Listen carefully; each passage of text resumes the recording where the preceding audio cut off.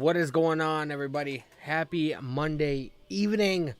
You know what time it is, man. It'll be about ready in about 3 minutes, man. Monday Night Raw, 8 p.m. on the USA Network. I believe they're in Milwaukee, Wisconsin tonight. And that's what we're going to be watching, man. I'm watching it on a stream because fuck cable television. That, and I don't feel like WWE Raw, Monday Night Raw, is a good show to where I feel like I need to support it in any way, shape, or form.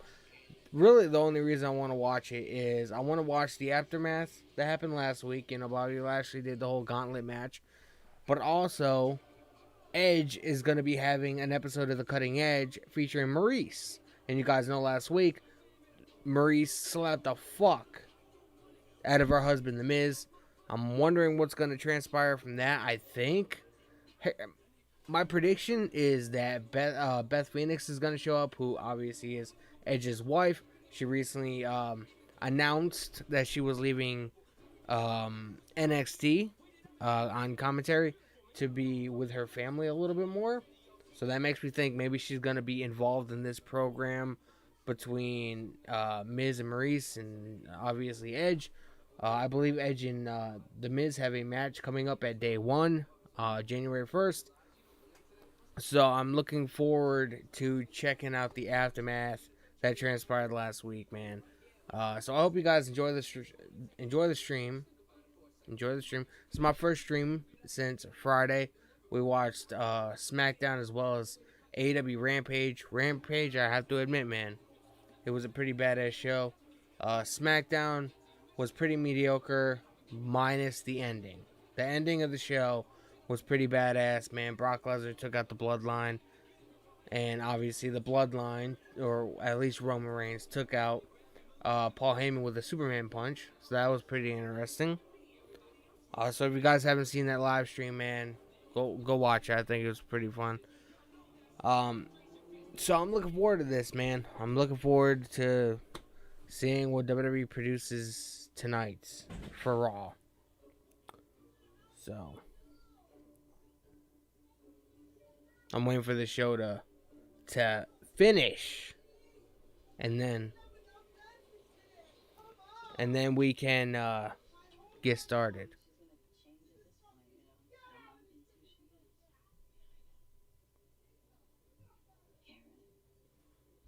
Then we can finish, man.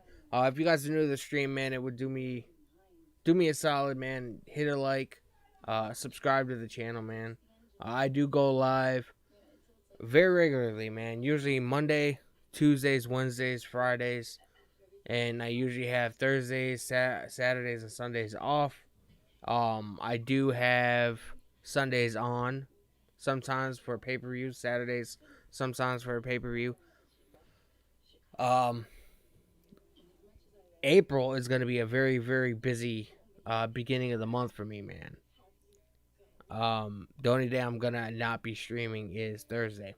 I'm going to be on stream Monday, Tuesday, Wednesday, Friday, Saturday, and Sunday. And then back again Monday. It's just going to be nuts, man.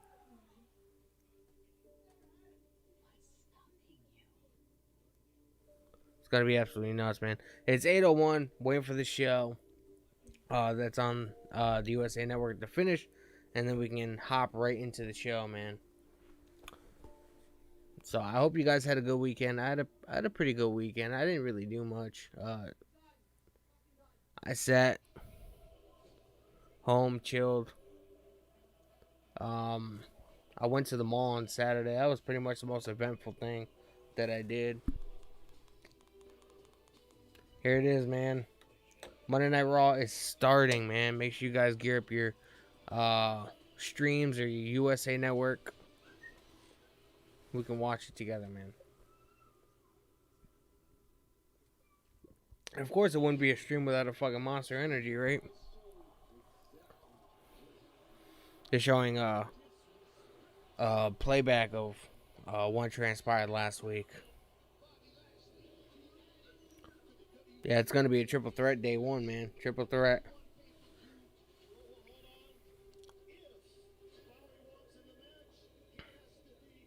Rollins, Bobby, and Big E. That's going to be a. I don't want to say it's going to be a phenomenal match, just because I know the way WWE likes to book their shows and their talent. But nonetheless, man, it might be somewhat entertaining. I'm looking forward to checking it out regardless. I will definitely be streaming and doing a watch along and shit for day one. So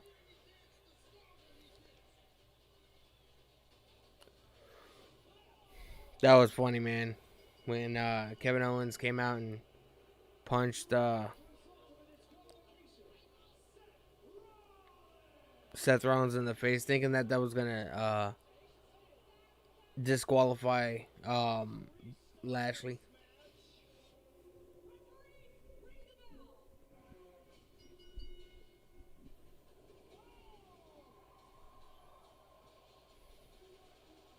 And of course, Sonya Deville and Adam Pearce had to come out and restart the match, and Seth Rollins got absolutely destroyed. So now it's a four-way match, man. Big E, Lashley, Seth Rollins, Kevin Owens for the WWE title at day one, January 1st, 2022. It's been a weird, wacky year, man. It really has.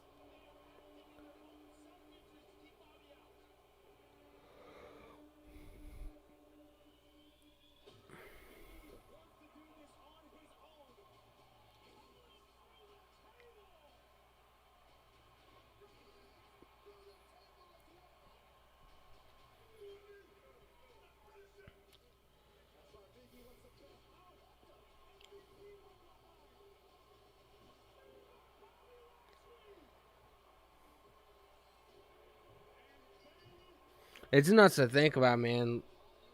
Like MVP, he was only signed to come back for a one-off stint in the Royal Rumble back in 2020. I think it was the same year the Edge came back last year, and he just never went away. He's been with Bobby Lashley ever since. I think like 2-3 weeks later is when he got paired up with the Hurt Business, or got paired up with Bobby Lashley. Then they formed the Hurt Business. Here comes Lashley now. Lashley is coming out to do a promo or have a match. I'm not sure. Probably gonna come out and talk about how he is now in the match. Yeah, he's not dressed to compete right now. He's not dressed to compete. He's gonna shoot a promo. Will it be interesting? I have no fucking clue. But we're gonna hear it. We're gonna hear what he has to say.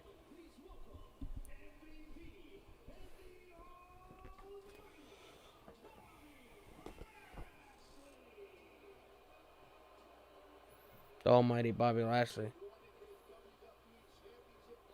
Wearing dress shoes, khakis, some weird ass fucking leather denim jacket with a fucking dress shirt and a tie. Fucking weird combination, man. And I'm not saying I know how to dress. I wear whatever the fuck is comfortable. But goddamn, man, I wouldn't fucking wear that bullshit. Looking like a fucking clown.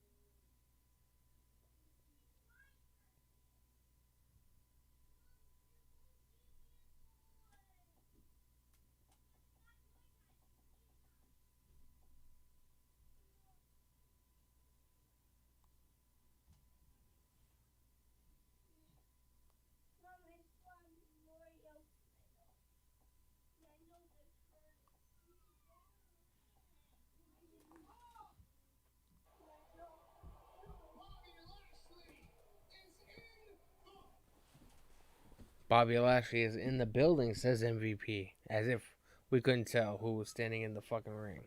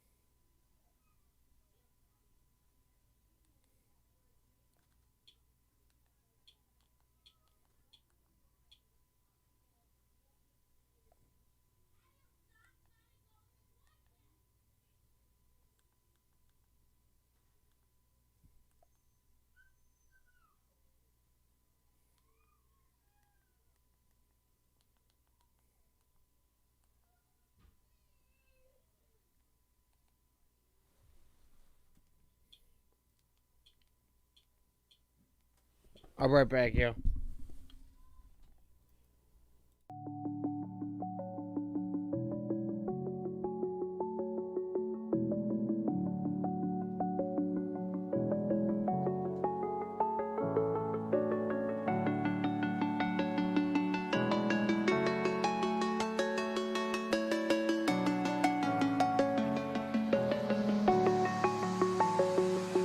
I'm alone, I'm a broken home. I gave you all the bricks that I own and know.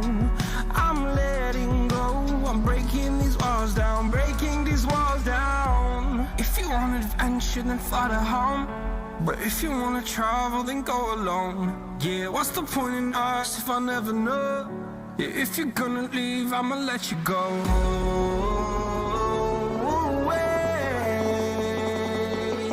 I'm tired of the pain. Go away.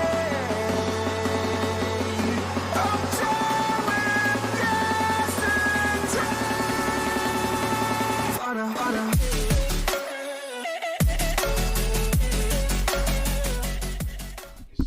Back, yo. I had to find another stream, man. The stream that I was watching got fucked up, man, or something happened.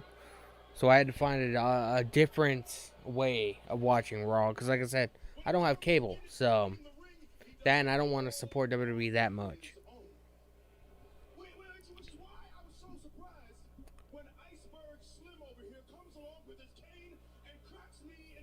Iceberg Slim. Biggie is going in, man. He's like, I don't give a fuck, motherfucker.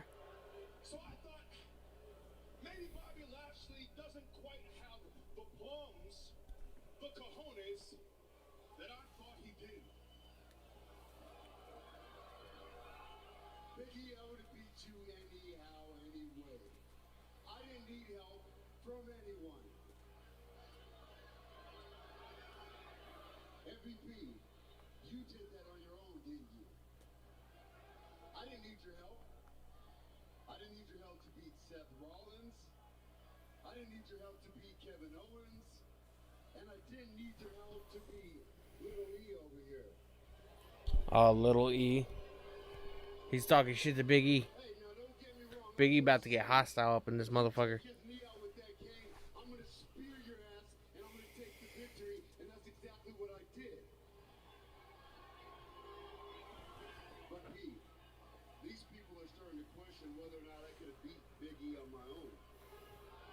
Are they gonna have a rematch tonight?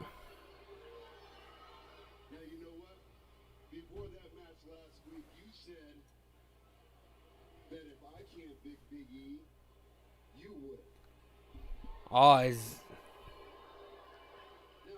MVP about to be wrestling Big E tonight? So, you know what? In the spirit of competition, let's just see if you really can. You know what? Shit's about to get interesting, man. And you got that cane in your hand. So I tell you what, I'm going to go stand right over here. And in the spirit of competition, let's just see if that's true. MVP is like, what? Motherfucker, you volunteering me to fucking fight the WWE champion right now? I'll be standing right over here. You got the cane in your hand. So let's use it a little bit. All right? MVP, so Lashley's point is a two-time United States champion. You really the MVP is prepared for this, Gordon? Prepared to go one-on-one? MVP is gonna use the cane. He runs out of the ring, watch.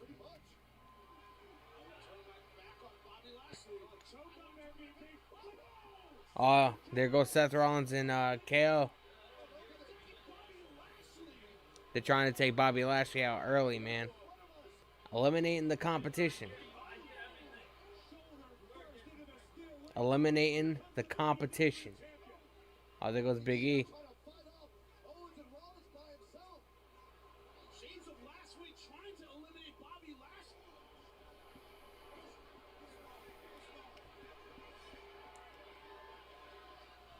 Are they really about to pair Seth Rollins with Kevin Owens?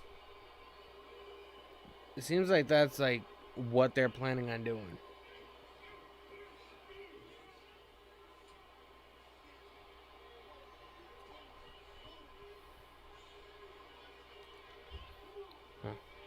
Here goes Seth Rollins with the curb stomp. Oh, Biggie with the save, man.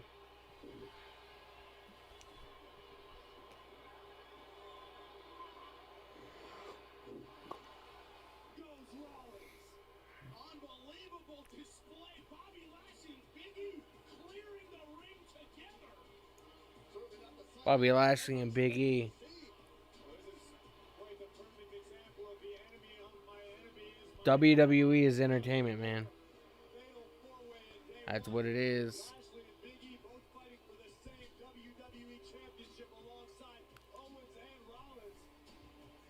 Day one is going to be an absolute battle for that WWE title. I'll be ready for anything in the WWE. Someone's finding that out week after week. It's Bianca Belair. Bianca Belair has been embroiled in a rivalry over the past several weeks with Doudrop. Doudrop, who feels as though Bianca's provided with opportunities that some others don't get. But 2 weeks in a row, Bianca Belair on the verge of defeating Doudrop. Fuck Bianca Belair, man. Takes a defeat. They fucking buried her ass already. I didn't get this strategy at all by Doudrop, who had claimed that she would take the spotlight from Bianca Belair. Well, last week, these two actually had a very competitive match. But Bianca Belair just mind-blowing strength, mind-blowing agility will finally pin the shoulders of Doudrop. And Bianca, at this point, thought, it's over. I am done with Doudrop. I can move on. Until this, Doudrop attacking Belair from behind and making it clear this rivalry is far from over. They need to change her name back to Piper Niven. The whole fucking Doudrop thing is so fucking dumb. WWE is fucking retarded, man. Final chapter, eh? You know, sounds like part of the story that Doudrop made up out of bitterness and envy. I mean, ever since I got to Raw, all I've ever done is keep my eye on the prize, stay in my lane, and do me. But it seems like Doudrop, all she does is try to take her frustrations out of me.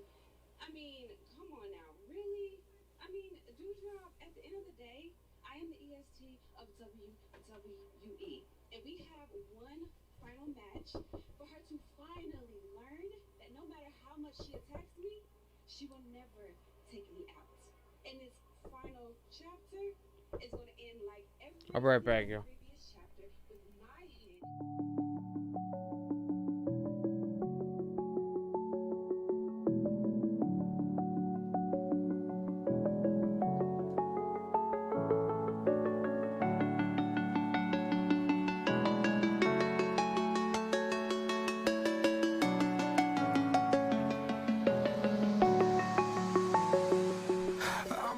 What's going on, Cedric?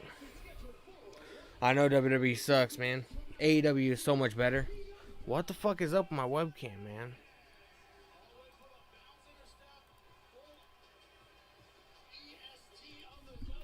AEW is way better. You actually get some competitive matches instead of the same old shit. How many times do we have to see fucking Doudrop and fucking Bianca Belair, man? The last 3 weeks. Remain the EST of WWE. Find out next.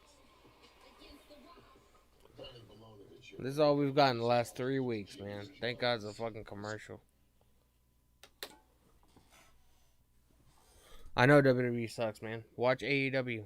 AEW on Wednesdays. In March we get Jeff Hardy. So we'll have the Hardys. Matt and Jeff both in AEW. It's gonna be fucking fantastic.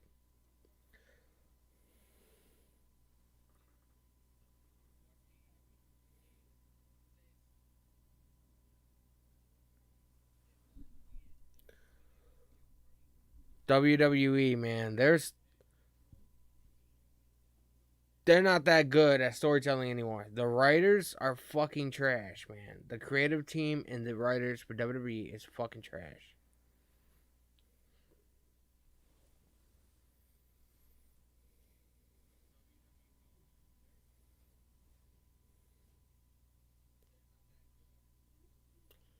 Cedric, man, I gotta just, I feel like every time you come on here, man, you troll the fuck out of me. Yes, man, we need the WWF back. If it wasn't for the fucking World Wildlife Foundation or whatever the fuck it is, man, that's why they had to fucking, they didn't want to spend all that money and get the fucking full trademark for WWF, so they named it WWE. It's fucking retarded. The Attitude Era, man, The Rock, Austin, Triple H, Taker, Kane, like the Attitude Era, man. That was like the gold standard for pro wrestling. We have a chairman, sadly. His name is Vince McMahon. He hasn't died yet. That man will fucking live to be 150.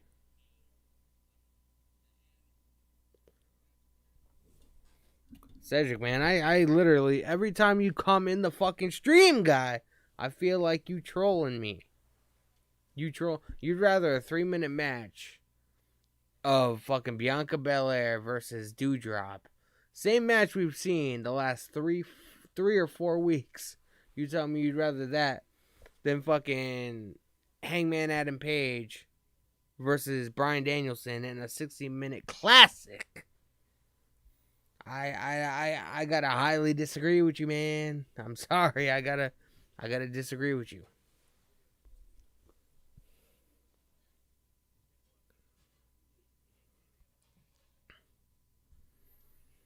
Yeah, but AEW doesn't do the whole 60-minute Iron Man matches a lot.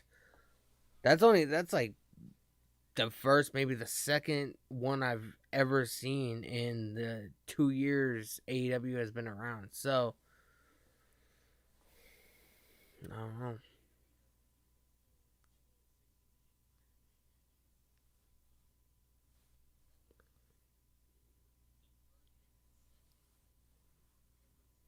Yes, WWE pretty much is a rerun.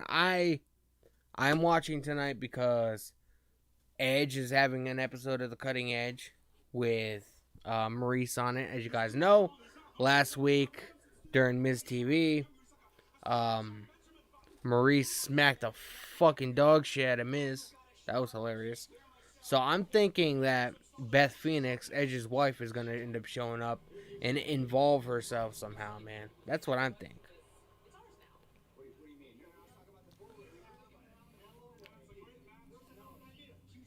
Yes, Cedric, I understand that. And WWE, although sometimes certain moments it does have entertaining moments to it, but the writing is trash, man. The storylines don't make sense. The best thing going on television right now is the whole Brock Lesnar and fucking Sami Zayn thing that's going on. But now it led over to now Roman Reigns attacking Paul Heyman with the Superman punch, and then Brock Lesnar taking out the entire bloodline. So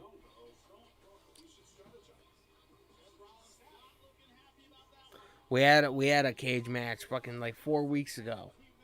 It was the first match on Raw.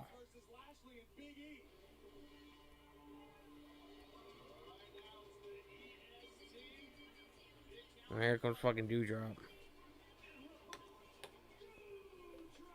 I can't do this whole, made for children shit. The WWE has always been like, gritty and raw, and that's why I like the old NXT. The old NXT was fucking phenomenal.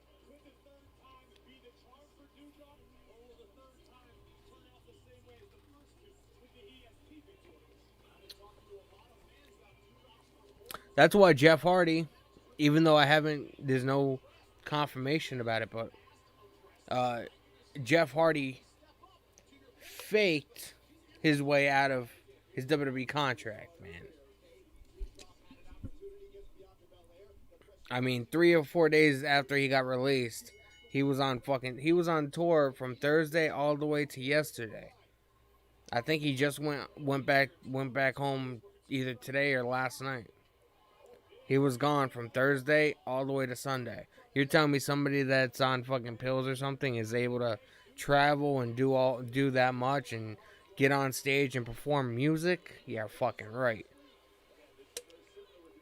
Bianca was fucking killer in NXT. So was Charlotte. So was Becky. So was all these guys. And now, I don't even want to get into it.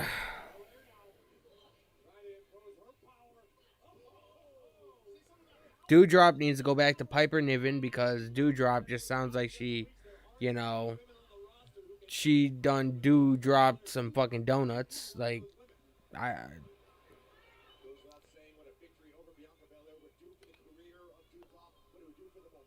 look at all the stars that WWE has let go over the last year, man. John Morrison, Bray Wyatt, like Jeff Hardy. They released Jeff Hardy before. They drug tested Jeff Hardy and then released him before the drug test came back. You're telling me that's not a fucked up situation?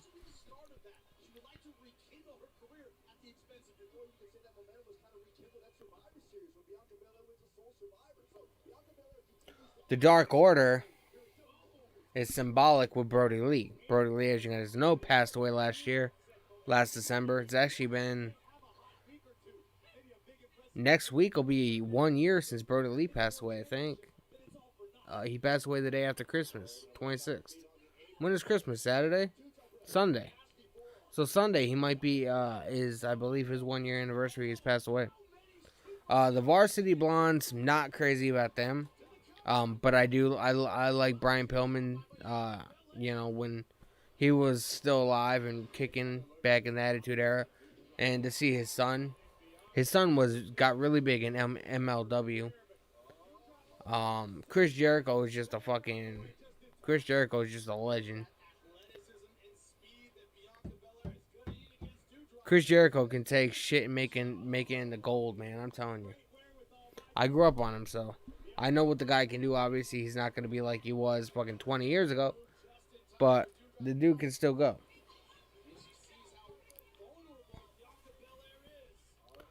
Best Friends, not crazy about them either. Like, I'm not a fan of everything AEW does. I'm not a fan of every group or every faction that's in AEW, but for the most part, better performances, better superstars. Storytelling could be a little bit better when it comes to, I want AEW to do a little bit more of the backstage segments. You know what I mean? Like, one of my favorite things, I don't know if you guys are the same way, but one of my favorite things back in the Attitude Era was I loved the, like, backstage brawls and stuff like that. Like the Boiler Room match, with Big Show and Mankind. Like, I love the backstage segments. It's not really so much as Attitude Era, but like back in like 2003 when Stone Cold Steve Austin was the GM, he'd be fucking backstage riding the quad all around backstage and chasing Vince McMahon with it in that one episode of Raw. Like, I love the backstage segments. I love, AEW does need to work a lot better at, implementing that in their show or whatever, making it a little bit more exciting. But as far as like a pro wrestling show, it's fucking phenomenal. Like, there's nothing on there that I dislike, you know what I mean? They know how to go out to the ring and put on one hell of a performance. But there are some things that they need to change, but you also have to remember WWE has been around for like 50 years. AEW has been around for this will be going into the third. So, they need time to grow, but I feel like over time it'll get there. UFC, I'm not a big fan of UFC. Like, I respect it, obviously. I know how hard those guys work. But like, same reason I'm not really that crazy into boxing. Like, it's a little bit slow paced for me, you know what I mean? Like, going from you got to understand, pro wrestling, even though it's scripted, it's, predetermined.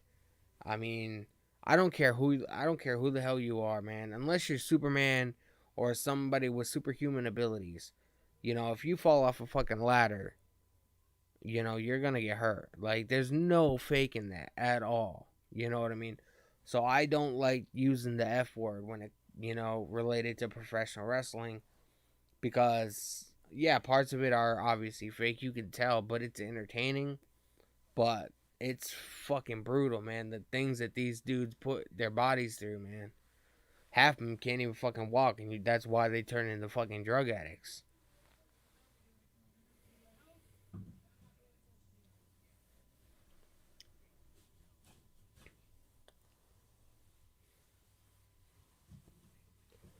I mean, cutting the match time in AEW. I mean, I guess it could.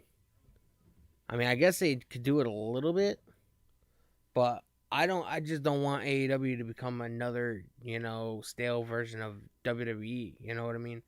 WWE has the same matches week after week, 3 to 4 minutes long. Like, they don't let any of the progression. They don't do any long-term booking or whatever. Like, I guarantee you, a lot of the shit that you see today, you won't see a couple months from now. It'll be like totally forgotten. You know what I mean? I was There was one thing I was mentioning, I think last week during a live stream, or I was talking to somebody about it. I can't remember. Um, but hold on one second. My wife needs me.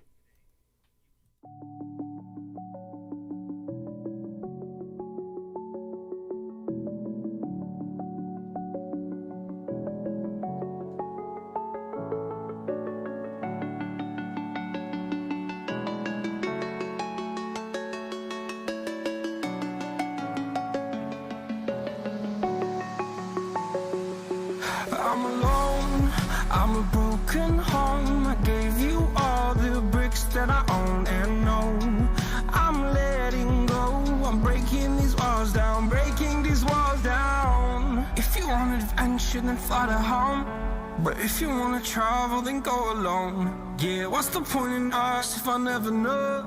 Yeah, if you're gonna leave, I'ma let you go.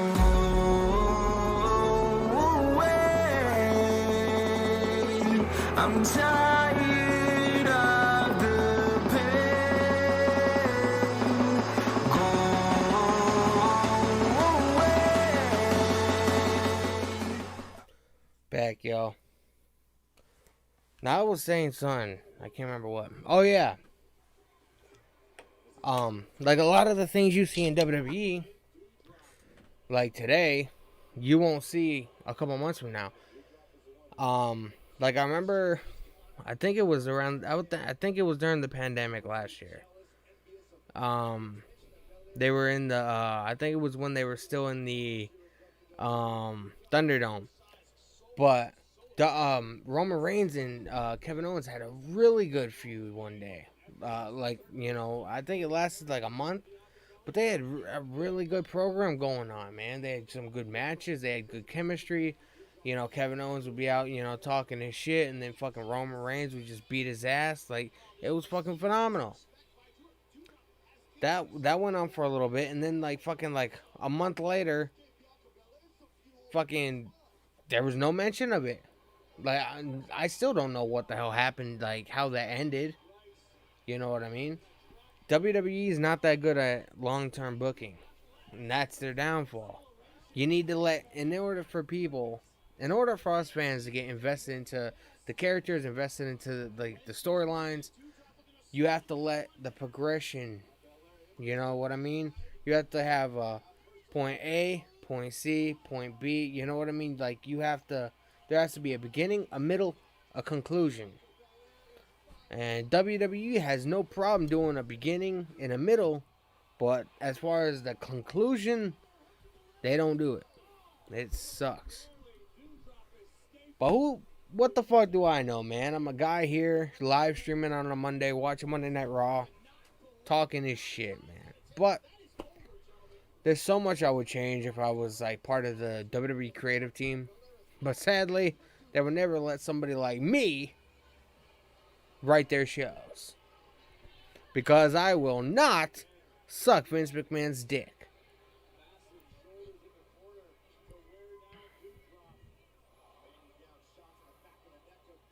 Dude, drop with the power bomb. Sit down power bomb. Killing Bianca Belair.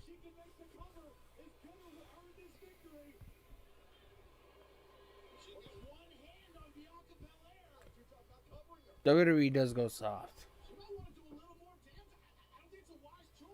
Like, there's no ifs, ands, or buts about it. WWE does go soft. There's a lot they need to change. I don't know how up to date you are with the news when it comes to WWE or professional wrestling. But WWE is not interested in signing any more independent stars. Like, if you have any prior professional wrestling experience, do not ever entertain the idea of getting a job at WWE, because they will not hire you. They want people that are obviously athletic, but they don't want anybody with any prior knowledge. And they're going to be doing a thing to where, you know, you have a 6-month course. Like, you'll get signed to a deal. Hold on one second.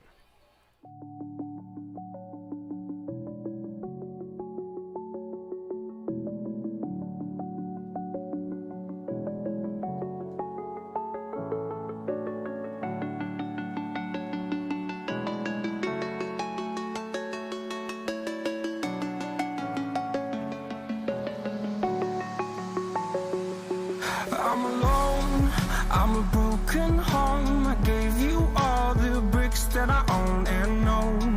I'm letting go, I'm breaking these walls down, breaking these walls down. My kids, man.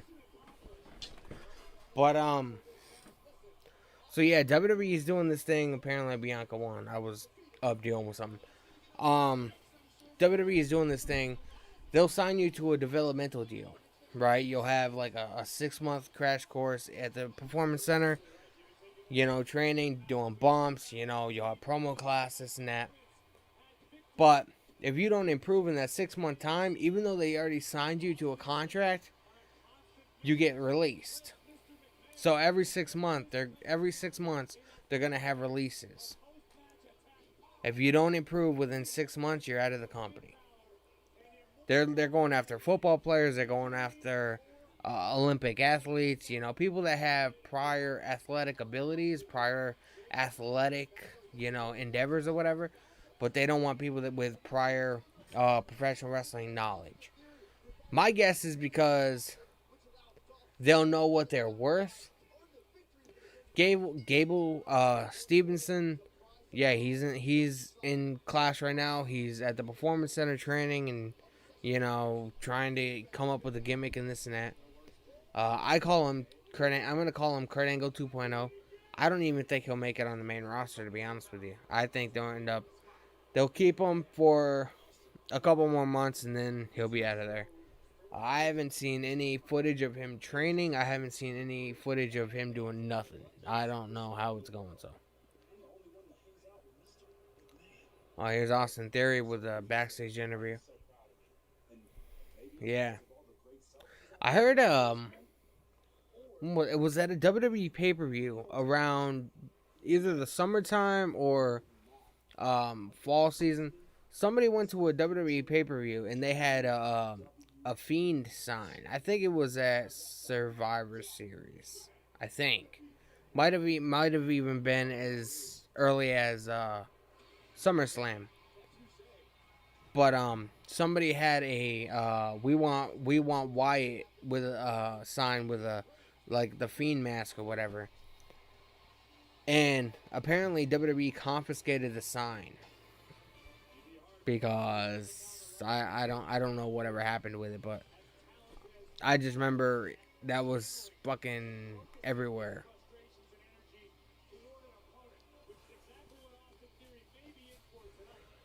Yeah, they're definitely jumping shows. I thought Bray Wyatt was going to show up on AEW last Wednesday for Winter is Coming. But that didn't happen. Maybe for Revolution in March. I know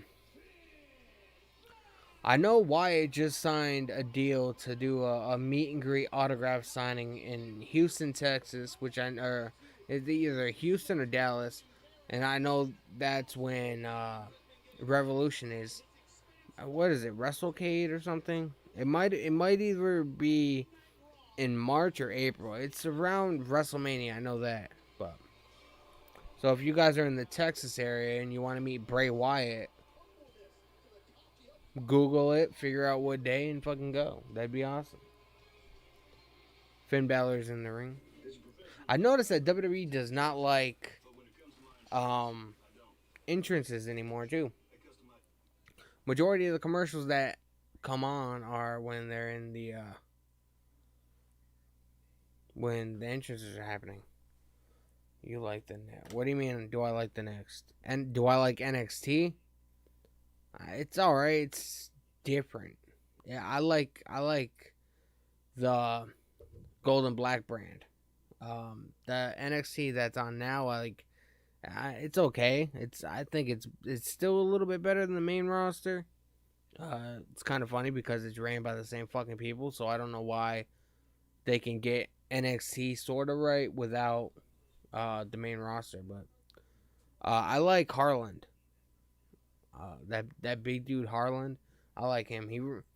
I remember a couple of years ago when he first got blasted all over the internet. He went viral for looking like Brock Lesnar, and I think that's how WWE discovered him. And they made him shave his head because they don't want him looking too much like Brock Lesnar. So.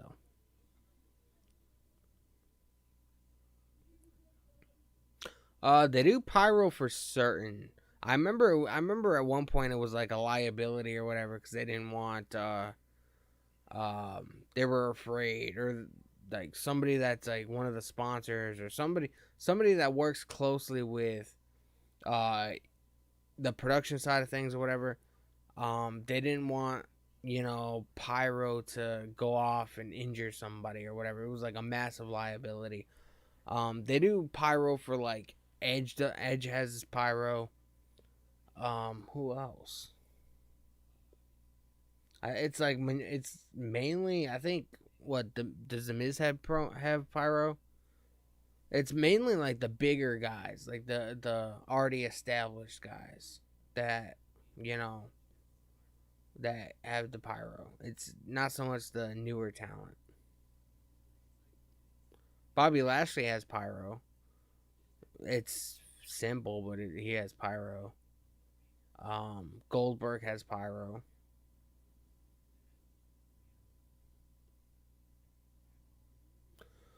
Charlotte doesn't have pyro. Roman doesn't have pyro either. Wait. Yeah, he does. Charlotte doesn't, though. I keep forgetting because it's just he gets the belt handed to him by fucking Paul Heyman. He goes up like that, and then it just poof. It's not. I don't know if you really consider that pyro, but it's like firecrackers, fireworks. It's pretty cool though. Charlotte, I don't pay attention when Charlotte's on TV, so I don't know. I have no idea if she has pyro or not. I don't think she does. I don't think she does. Edge does the whole, he does the whole, like, metal horns. Oh, well, if she does, that's cool, but fuck Charlotte Flair. She must have did something stupid for Andrade to dump her ass. Yeah. I don't pay attention when Charlotte's on TV, so I mean that's cool. She has pyro. Like I said, she's already established, man. WWE will bend over backwards and do anything they can to make Charlotte Flair happy because of her legacy, because of who her father is. Nobody's done more for professional wrestling than Ric fucking Flair. Remember when when that whole storyline that was going around back in like late 2001, early 2002, where Ric Flair bought half of WWE, and him and Vince McMahon were like partners. Sting is in AEW with Darby Allin. Sting is like when Sting first came into AEW, man, I missed 2 of your comments. What comments? The Britt Baker one I saw. And make Britt Baker an actual imposing force. She doesn't scare me as a heel. She doesn't feel badass at all. I think I talked to you about Britt Baker before. I don't know a lot about her. I know that she is dating or engaged to Adam Cole. Um, I don't know much about her. I do like her quite a bit. I do think that she's one of the most badass women on the AEW female division, which is why she's the champion. Um, she was on top before Adam Cole even um, entertained the idea of going to AEW. So nobody can say that she's only on top because Adam Cole's in the company. She was on top before Adam Cole was when Adam Cole was on top in WWE.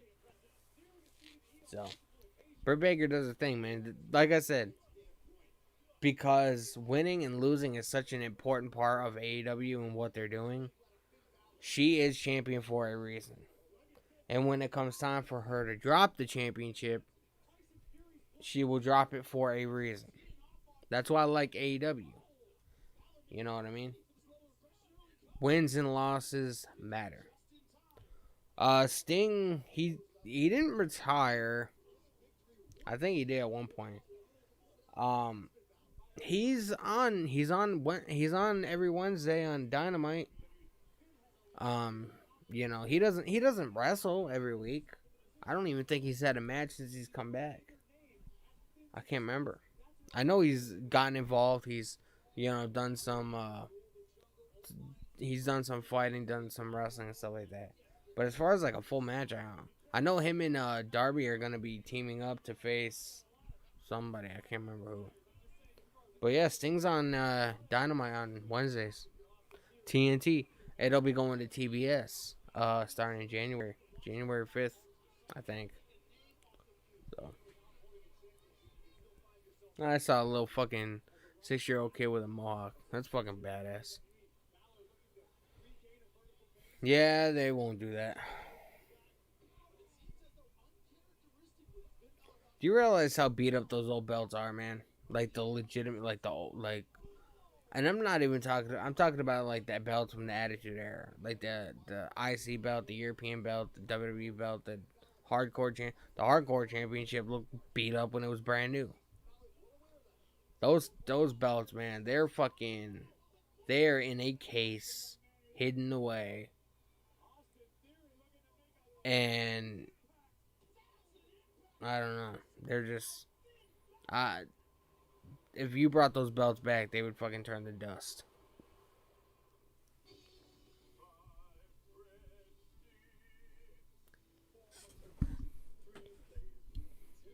Darby Allin, I want Darby Allin to get a chance at the TNT title. I think him and Sammy Guevara could have one hell of a program together. I've been saying that for weeks. Like when Miro or Rusev, whatever you want to call him, when he was TNT champion, I was no. Somebody told me they wanted to see Miro and fucking Darby Allin, face each other, this and that. I was highly against that. Obviously, when it comes to professional wrestling, you got to expand your imagination to a certain degree. You know what I mean? It's not always about size. It's not always about power. It's all about, stamina. It's all about, figuring out your opponent in a way. But now that Sammy Guevara is the TNT champion, I could definitely see him and Darby having some kind of program down the line. Now, I think they're aiming towards it a little bit. I don't want Darby and Sting to continue feuding with the Gun Club. I don't want to see Sting and fucking Billy Gunn wrestling every single week.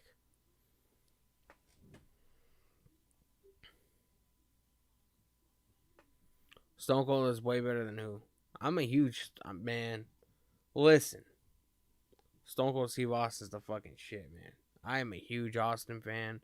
When he used to come down to the ring in the Zamboni and, he jumped on it, fucking did the whole middle finger thing and then fucking clotheslined Vince McMahon when he was having the belt ceremony with Kane and Undertaker back in fucking, I think that was like, 99, 98, 99. And then he fucking beat Vince McMahon in the head with a bedpan in the hospital. Then he filled Vince McMahon's Corvette up with cement. Remember the time? I think it was in 2000. It was around the time Stone Cold Steve Austin thought Triple H had something to do with him getting hit in the car. Getting hit with the car turned out to be Rikishi. If you guys haven't seen that, but he used the forklift to pick up the car. Triple H is inside, and he fucking just lets it drop. I mean, come on, dude. So many fucking remember the segment on SmackDown when Stone Cold lit a dynamite and blew up the DX Express, that big ass fucking tour bus that Degeneration X has. Like, come on, dude. Anybody that asks me, I highly recommend anybody to go on Peacock or go on whatever, go on YouTube for Christ's sake, and type in fucking Stone Cold Steve Austin segments 99, 98, 2000, 2000. Watch all these classic moments, man. I recommend you watch the entire shows because they're fucking fire. But still, man, like, you gotta love the Attitude Era, man. And it makes me so sad. I was young back then, man. I was like 7, 8, 9, 10, 11. Like, that's my age I was. So I wasn't that old, and I wasn't that old to be able to appreciate what it was. You know what I mean? So I get a little teary-eyed over it, man, because I didn't appreciate it for what it was back then. I wish, compared to the shit we get now, man, I would give my left nut to get the Attitude Era back. And that's being fucking honest, man. So many classic moments. It's fucking nuts. Finn Balor is beating the fuck out of Austin Theory. Finn Balor's like, yeah, you ain't taking another selfie with me, bitch.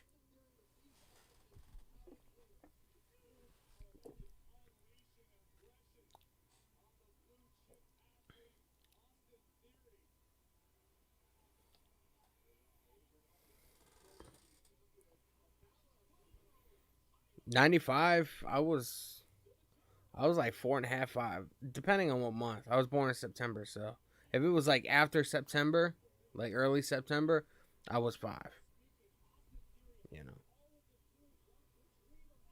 That kind of makes me jealous, man, because you were around that age to where you could appreciate what the Attitude Era was a little bit more than I could. Me being fucking the first segment I ever saw, or the first event. I can't remember the entire event, but I can remember being at my friend's house, and because he used to order the pay-per-views all the time. And I remember being at my friend's house, man, and in '97, what was it? No Mercy. It was, I can't remember what event it was, but it was Kane's debut. I think it was Shawn Michaels and Undertaker in a Hell in a Cell. Kane comes out and rips the door off the cage, and that's like Undertaker like first sees his brother after all that. I just turned 31, man. So you got a couple years on me, so you were able to appreciate, the classics more than I was. Me at that age, man, I thought wrestling was gonna be like that forever, man. I had no idea about fucking people getting old and people leaving and people. I had no idea. I thought I was gonna get fucking Undertaker and Stone Cold until I was, their age. Like I thought they were gonna wrestle forever. That's not the case, man. I still think Stone Cold Steve Austin would be able to come. I think Stone Cold Steve Austin would be able to come back for at least a one-off match, man. Like some kind of specialty match, like at a WrestleMania or something. Doesn't have to be long. Doesn't have to be a big extravaganza, even though it will be. But I want to see Stone Cold back in the ring one more time, man. He's only in his mid-50s, man. Like, I would love to see him, stunner somebody one more time, man. Just you gotta love and appreciate Stone Cold Steve Austin, man. He was a fucking man. Remember when he gave Kurt Angle the beer bath, and then I think a couple years later, Kurt Angle gave somebody the milk bath. That was fucking classic. Do I like Sammy? I like Sammy Guevara. Oh, Edge is on the TV, man. I gotta be quiet. Even though it's just a segment from last week, we gotta bask in all this glory, man. I'm a huge Edge fan. I'm an Edge head. I need to get signed up for WWE. What do you mean? I have Peacock. That's why I watch the pay-per-views on. I just don't have cable because I don't watch TV. And if I'm watching TV, outside of a professional wrestling night, I'm usually watching YouTube. I don't want to pay an extra bill for something I'm not gonna fucking use. So I find streams. That's how I watch Raw, SmackDown, AEW.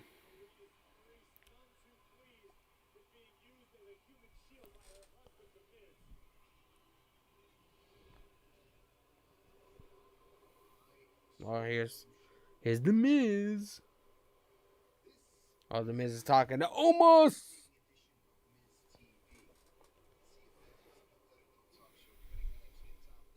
So we're gonna have the Edge. We're gonna have the Cutting Edge featuring Maurice. Edge is gonna interview Maurice, and from what it looks like and from what it sounds like, the Miz is gonna have a Miz TV segment along with AJ Styles and Omos. Is that classic, likable television? I don't know. AJ Styles, man, he needs to get away from Omos. He needs to go after the WWE title, man. He needs to become AJ fucking Styles, man, like he was in TNA. Instead of in this worthless fucking tag team. Here we go. Miz TV.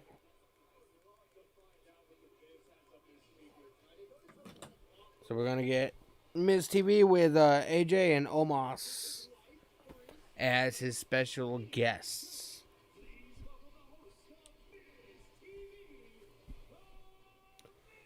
Andrew, what do you mean I need to get signed up for WWE? Were you talking to me or Cedric?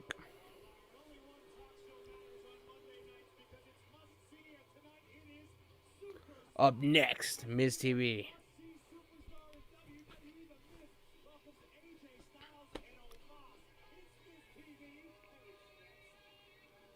That fat guy fucking giving the metal horns to fucking Miz. I'll give him some, but it damn sure ain't gonna be fucking metal horns. There is nothing heavy metal about fucking Miz.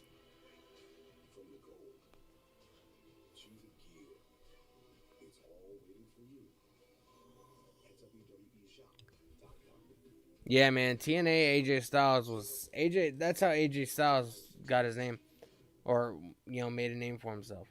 Not a lot of people know this, but AJ Styles was in WCW. He did a couple dark matches. He got offered a full-time contract to train and hopefully get a spot on Nitro or one of the other television shows, but he declined.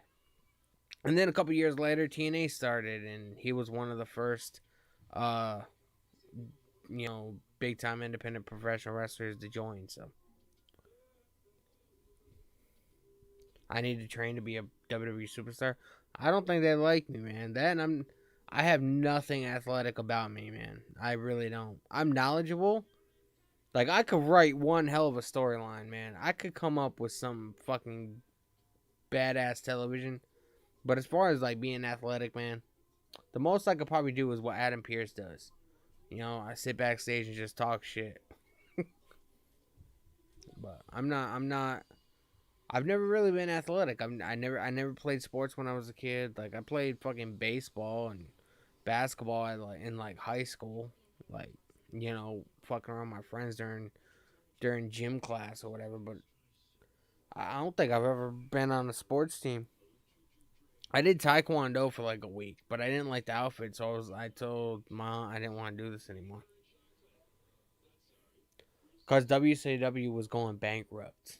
They weren't doing good at all. And WWE or Vince McMahon decided to buy WCW, even though in the storyline it was Shane McMahon that bought WCW. But why did ECW?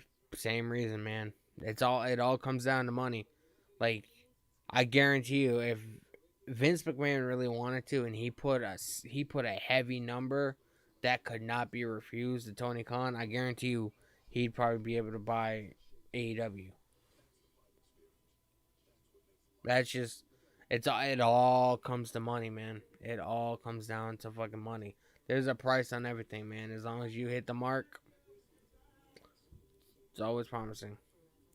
My favorite announced team is JR and Jerry the King Lawler. JR is hands down the greatest announced team. And then when it was SmackDown back in like the early 2000s, I liked Taz and I liked Michael Cole quite a bit. So it was Jerry the King Lawler and Jim Ross for Raw.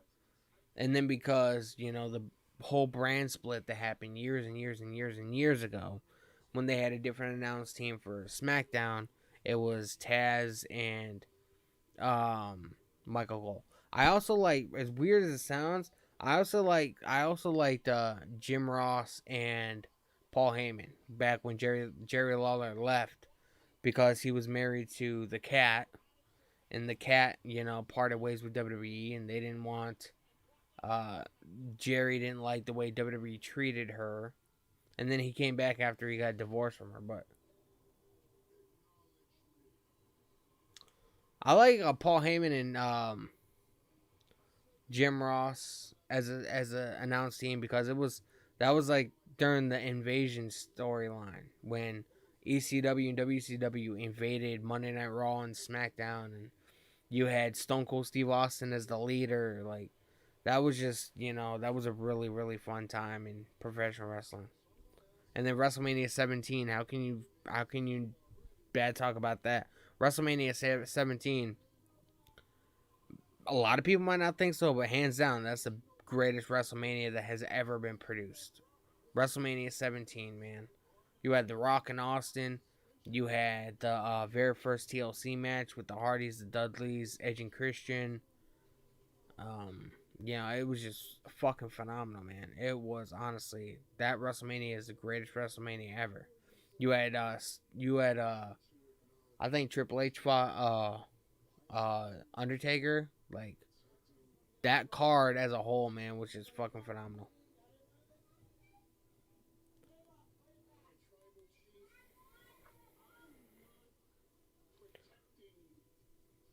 Donald Trump, he doesn't really seem like the kind. I wouldn't trust Donald Trump to produce a wrestling show.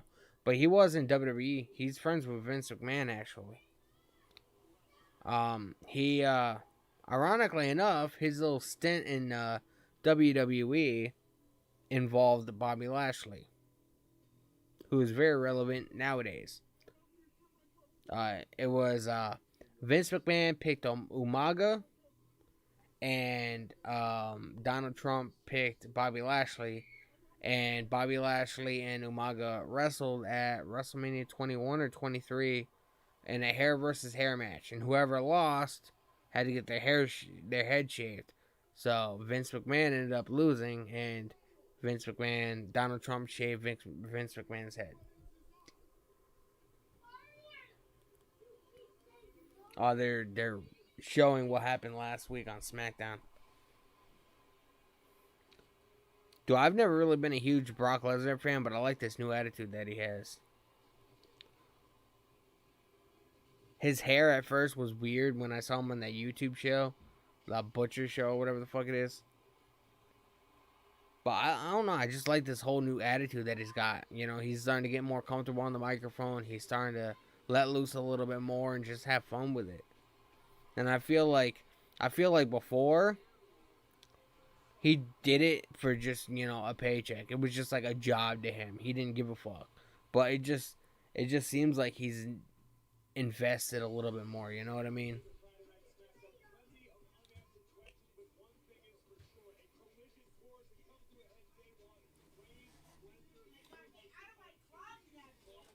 I'm looking forward to seeing what happens on SmackDown Friday between Brock Lesnar and Roman Reigns. I'm honestly shocked that Brock Lesnar is there every week, but like I said, man, he's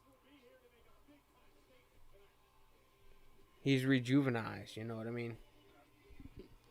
All right, Miz is in the ring. What does he have to say? I don't want Miz TV to happen, man. I want, yeah, day one it's gonna be Miz versus Edge. That's gonna be a good match.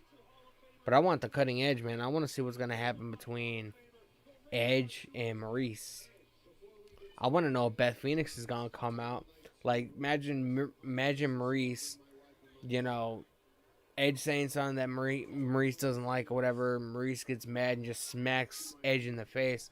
And then you hear fucking Beth's music and Beth just runs down the ring and starts beating the fuck out of Maurice.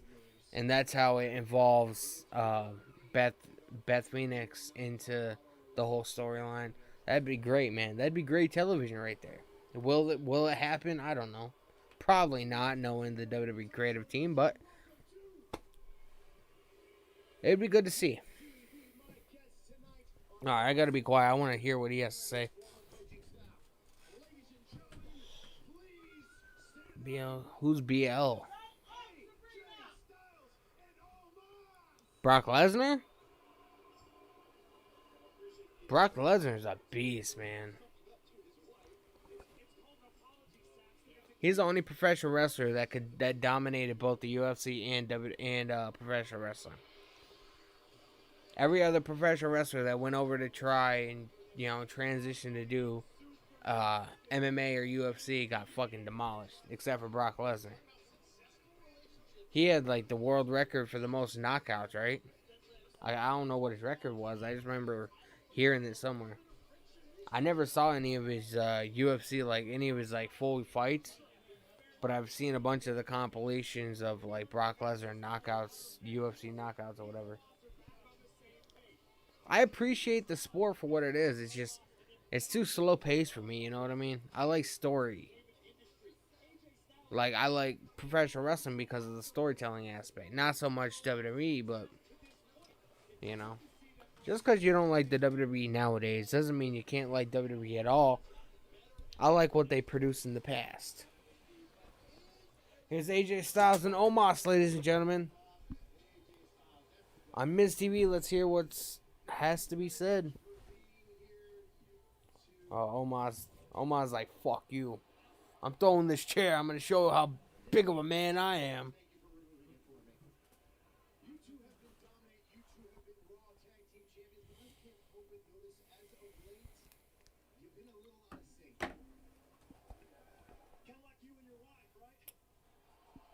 Oh, man. AJ Styles went there, man.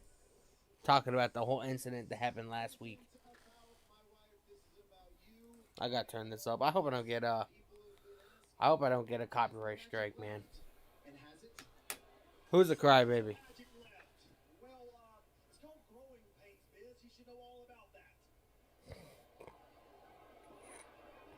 Miz can't catch a break, man.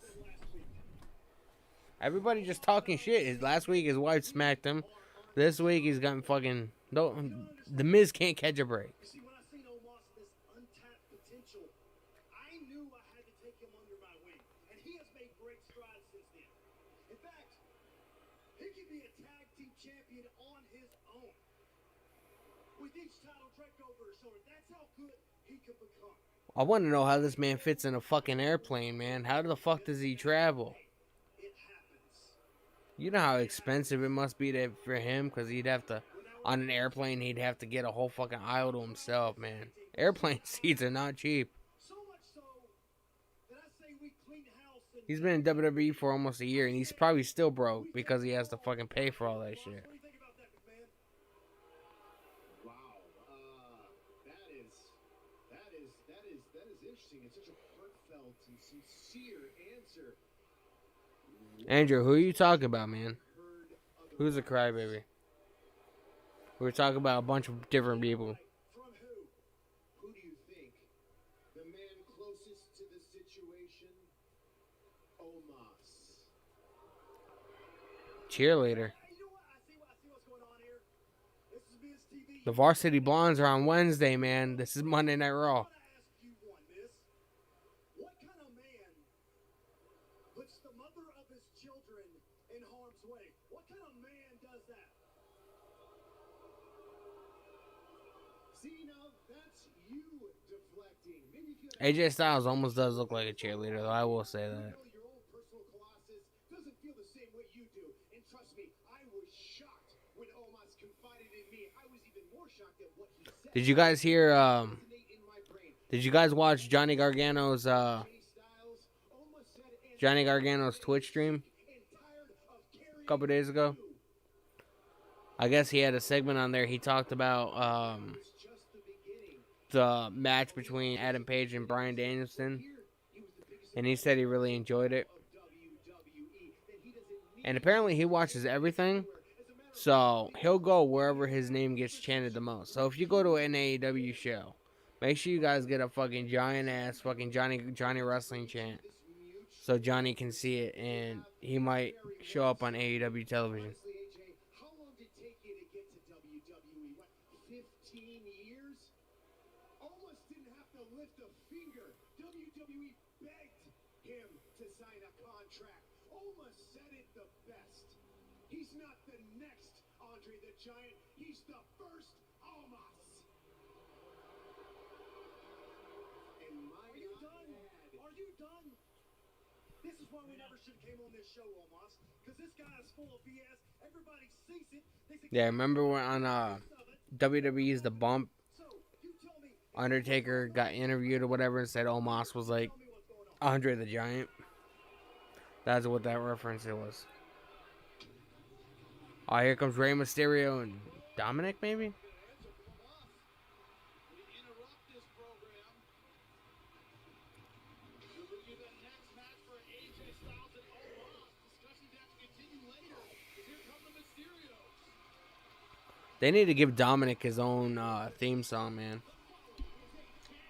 I get so fucking confused when it's both of them, because it's Rey Mysterio's music. So Dominic needs to, have his own kind of music or whatever. That sort of use his father's theme when he's like in a tag situation. But like when he's out there by himself, I definitely think he needs to have his own theme to separate himself. That's what I think. So apparently it's going to be a tag match. Omos and AJ versus the Mysterios. I didn't even know that was part of the show tonight, but apparently we're getting another useless tag team match.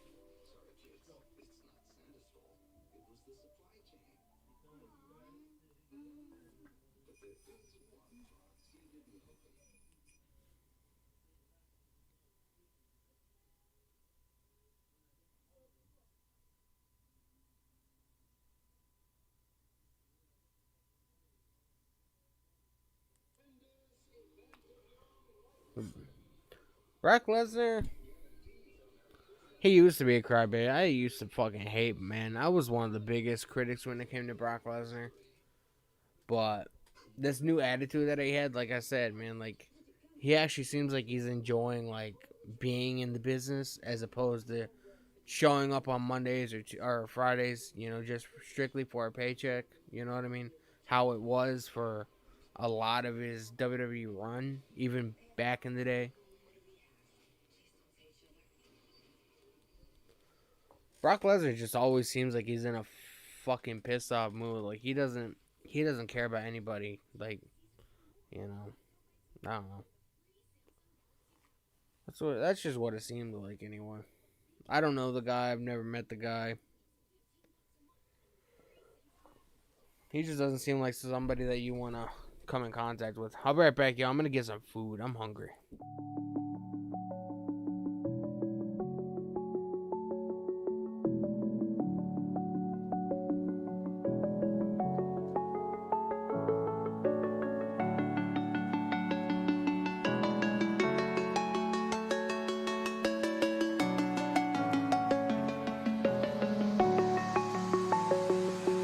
I'm alone, I'm a broken home. I gave you all the bricks that I own and know. I'm letting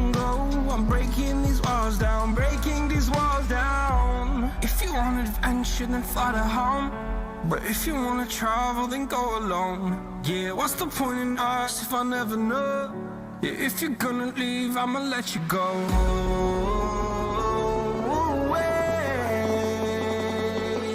I'm tired of the pain. Go away. I'm tired of yesterday. Fada, fada.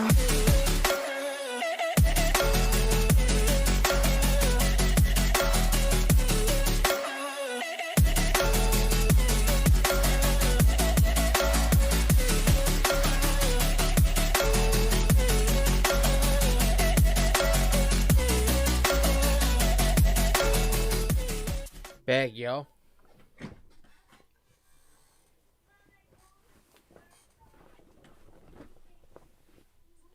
Take off my fucking jacket. These jackets alone, man, cost fucking $60 together.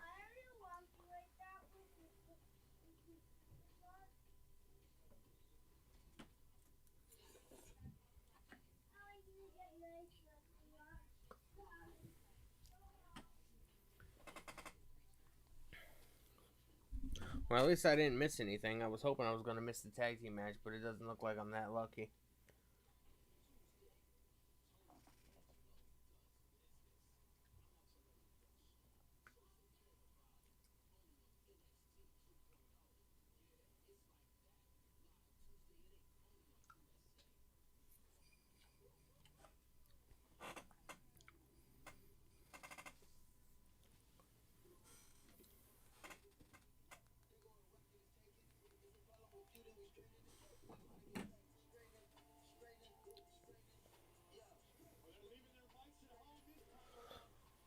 I can't believe WWE is having the fucking Migos at day one.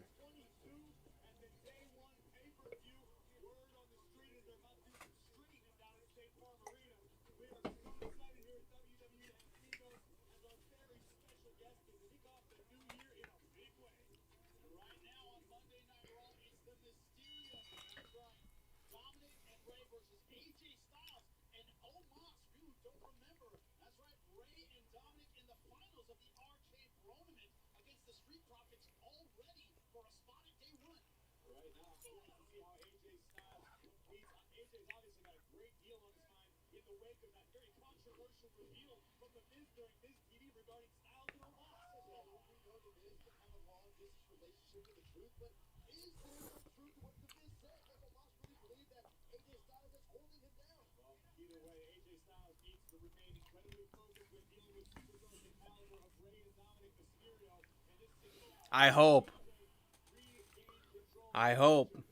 Omos and AJ, man, I hope they break them up as a team. AJ Styles needs to be going for the WWE title, man. Or the Universal title. Like, he does not need to be in a useless tag team, man.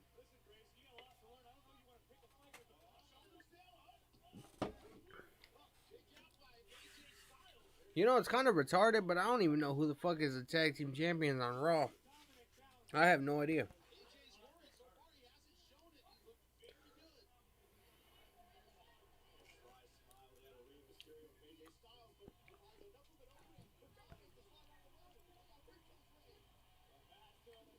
Rey Mysterio with the head scissor.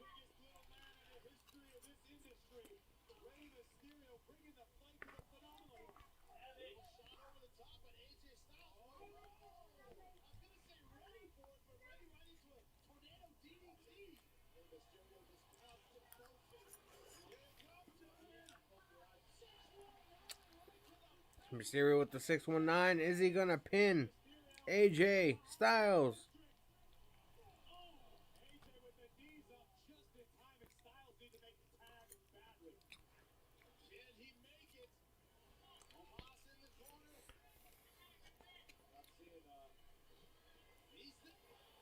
Oh my god, man. Omos doesn't want to get the tag.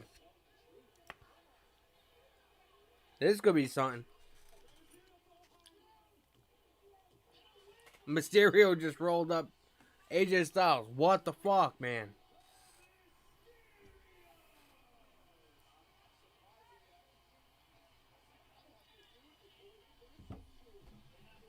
So,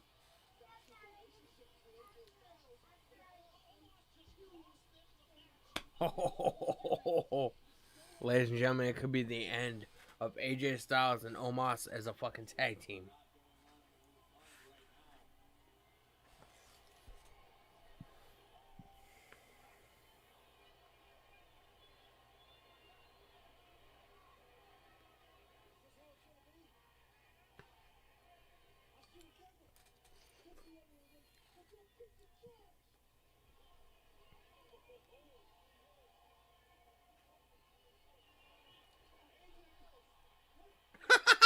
AJ Styles trying to beat the fuck out of Omos. Ah!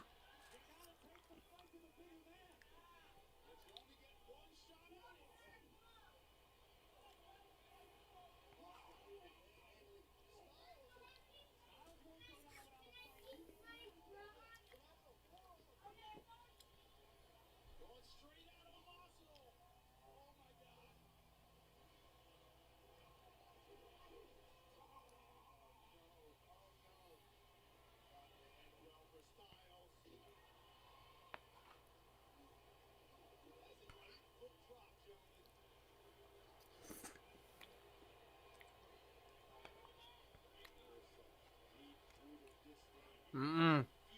They've been a tag team for fucking months and months and months, man. It was about fucking time.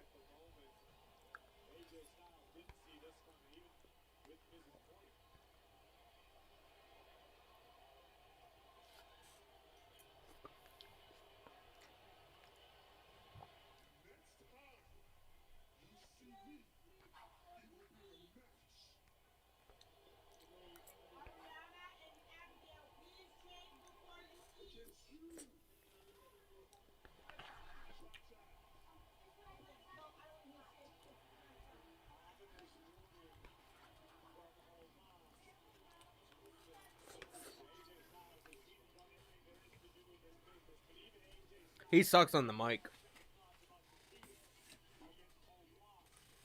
I think he just called AJ Styles trash ass. I think. He's horrible on the mic.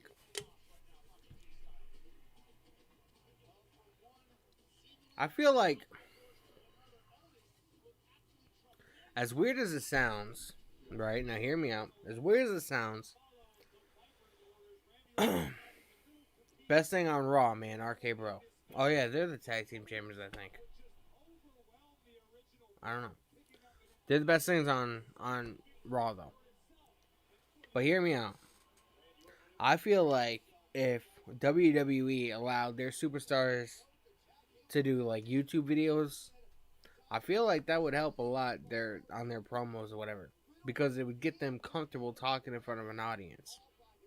Not a lot of people have that kind of exposure to them, you know what I mean? A lot of them, like, this is their first big massive audience, you know what I mean? And instead of Omos calling AJ Styles a trash ass, you know, I don't know.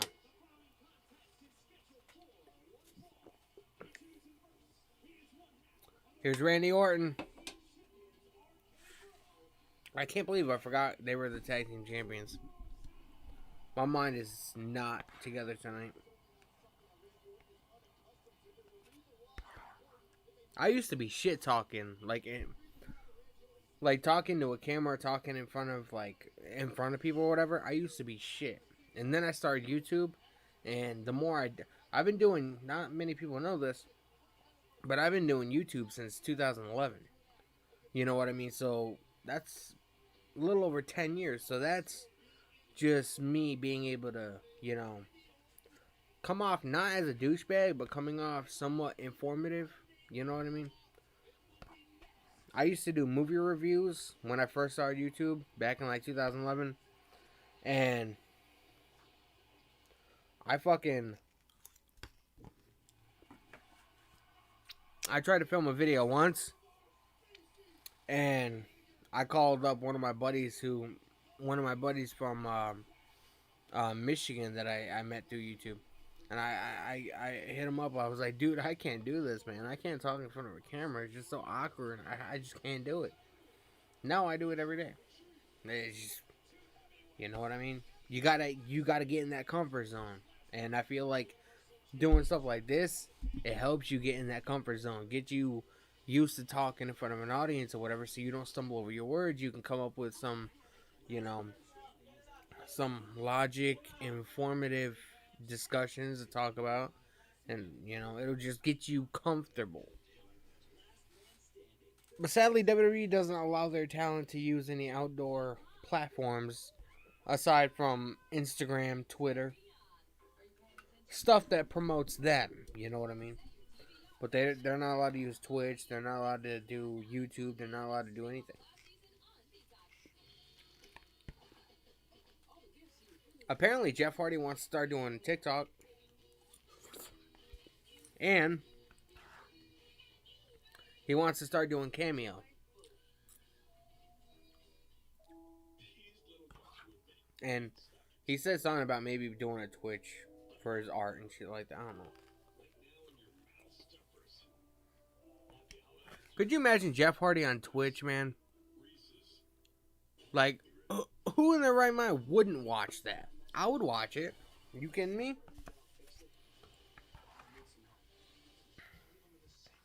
Jeff Hardy is almost like, I consider him like the Eminem of the professional wrestling scene. Because Jeff Hardy is not, he's not that big on social media. He's not really that big on, doing that kind of stuff, whatever. Neither is Eminem. But Jeff, like, imagine him doing Twitch. Like, imagine Jeff Hardy streaming, man. Like, that's nuts.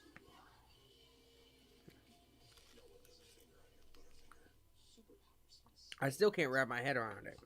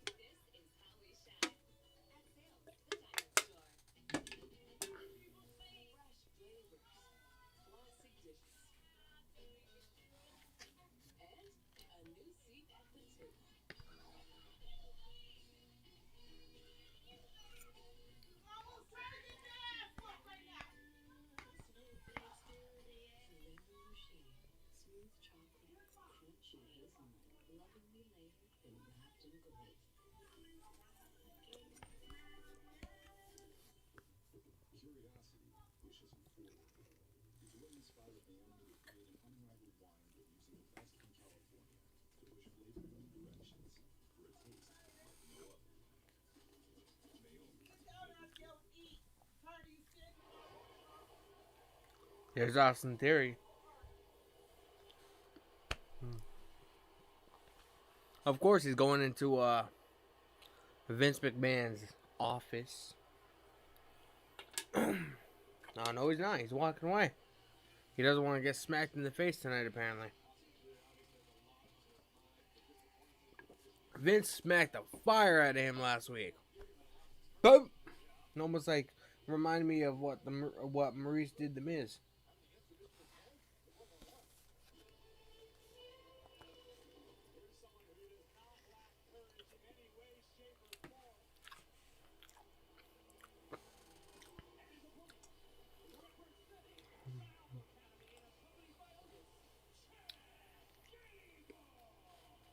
Why aren't they having Otis facing Randy Orton? Why does it have to be Chad Gable?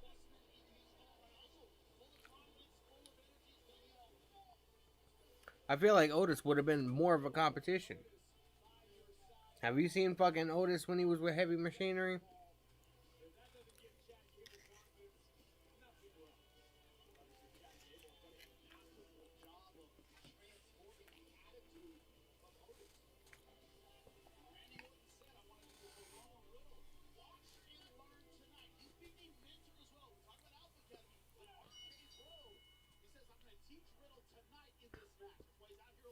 Chad Gable, wasn't he Shorty G?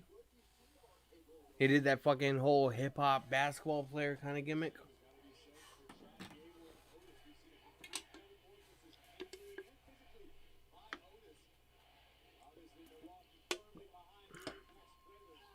Randy.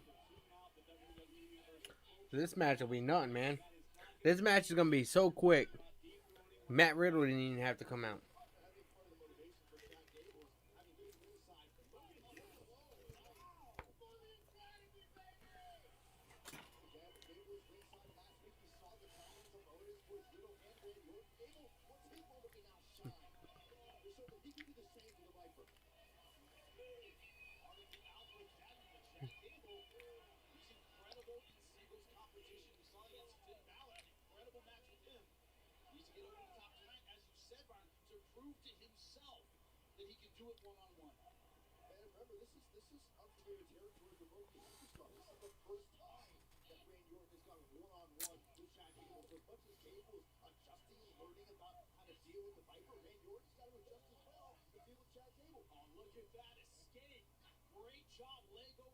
WWE's gonna be in Detroit next Monday.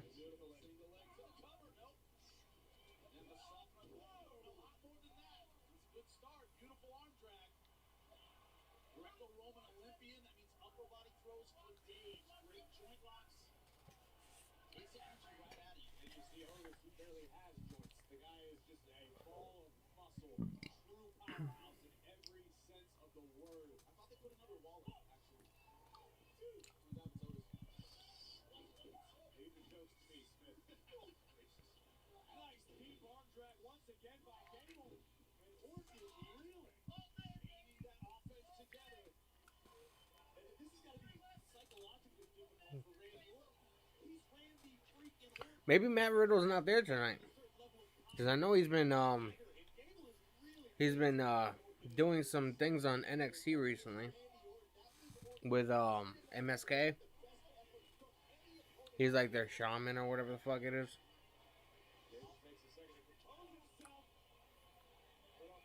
So he might be in Florida. I don't know.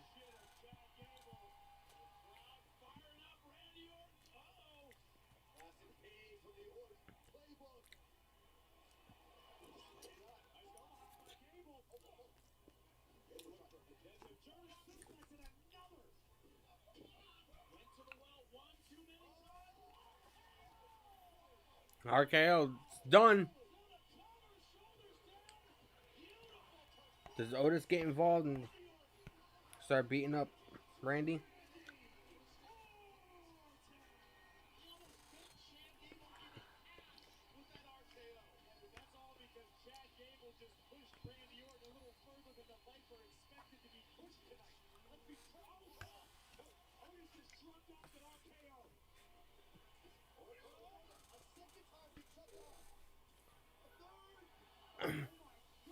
Dude, now tell me that wouldn't have been a good match.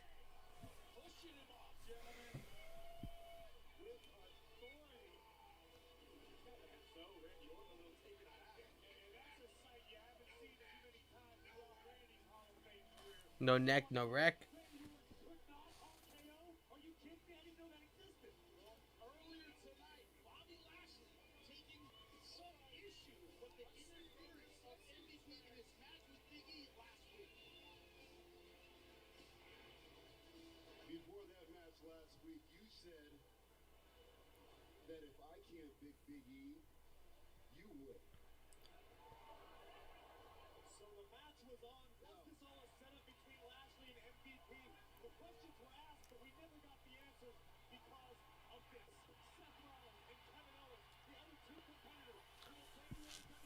There was so much speculation on whether KO was going to go to AEW, but I guess WWE gave him the amount of money he was asking for, because he's signed until 2025, and he cannot be released while he's under contract. So that's a very lucrative deal. But I can't believe Biggie and Lashley work together to take out KO and Seth Rollins. Please tell me that's not going to be a tag match later on tonight. Can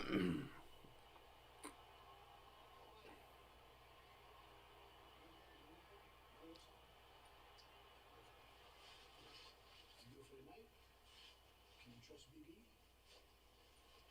No, I can't trust Big E. But I'm gonna beat the hell out of Seth Rollins and Kevin Owens. And if Big E so much as lets me wrong, I'm gonna kick his ass too. Speaking of Big E, the whole thing out there in the ring with Big E, you were setting up the trap, right? I mean, I can look after myself, but like, you weren't there on me, right?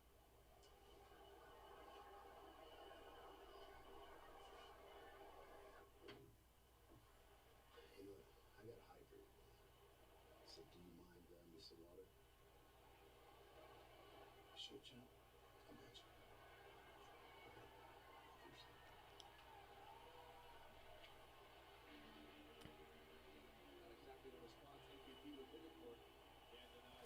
So I guess there is going to be a tag team match tonight, man. Big E, Lashley versus KO and Seth Rollins. Nah. Here's Damian Priest. I believe he's facing Dolph Ziggler with his title on the line, I think.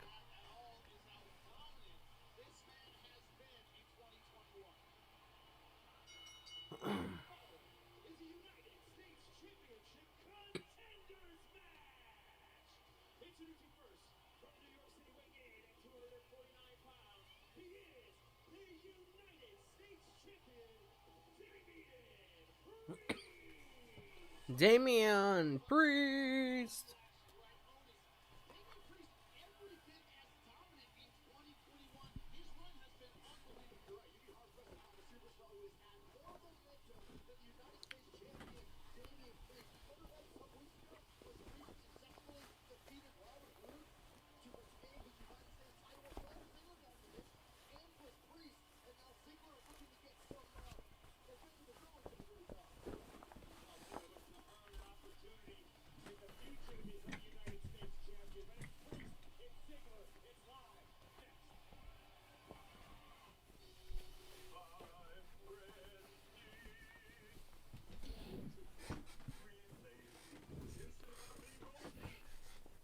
Gotta put my jacket back on, man. I'm a little bit chilly. A little bit nipply in the house, you know what I mean?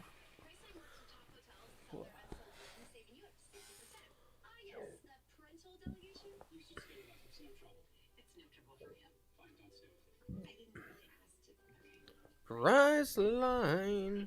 Tony here from creditrepair.com. To the streets to talk about credit. Can you repair your credit yourself?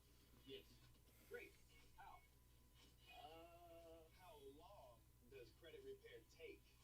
I don't know, like 10 years. What? Are you insane? What's a good credit score? Go. 600. Maybe if you're trying to pay thousands extra in interest rates. Cut the confusion. Get started with a free credit evaluation at creditrepair.com. So I'm looking forward to seeing. I guess I'm looking forward to seeing the tag team match, even though I don't know. I feel like at the end they're all going to be fighting each other, and it's going to sort of take away the magic of the Fatal 4-Way from day one. But I could be wrong. I don't know. I don't know. Who knows, man? I can't believe they're having Migo. I said this before earlier in the stream. I cannot believe that they're having the Migos at day one. Why couldn't they have fucking Slipknot? Or something cool, man. Amigos. Now, I do enjoy hip-hop sometimes, depending on who it is. I like Ice Cube, Tupac, Snoop Dogg, Dr. Dre, Eminem, obviously. But Migos, I've never cared for them. One of them's married to the Jenner family, the Kardashians, I think. This KitchenAid mixer sold for less than $26. This iPad sold I for don't less know. than $43. And this PlayStation 5 It's a little weird to me. I won these Bluetooth headphones for $20. I got these 3 suitcases for less than $40. And shipping is always free. Go to dealdash.com right now and see how much you can save.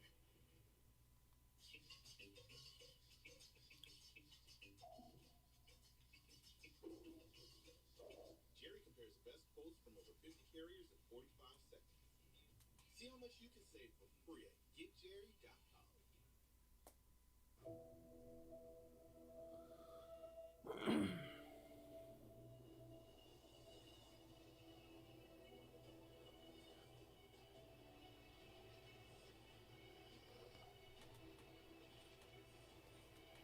So, when we get back from commercial break, it's going to be Dolph Ziggler, Damian Priest, U.S. title. See what happens.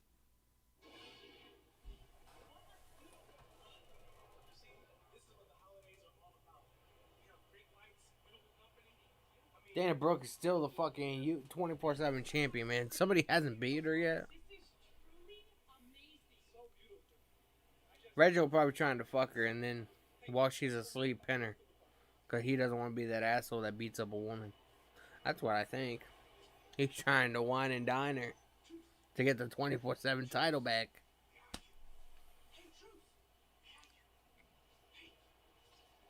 Look at Tozawa. Fucking idiot. Tamina.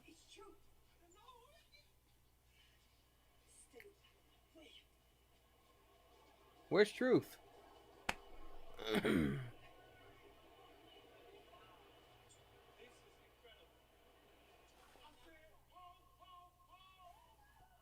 Oh, our Truth is the Santa Claus.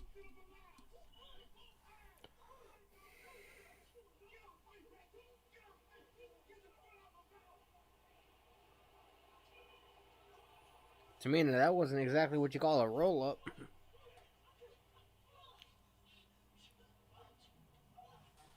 It's only a matter of time before they release Tamina.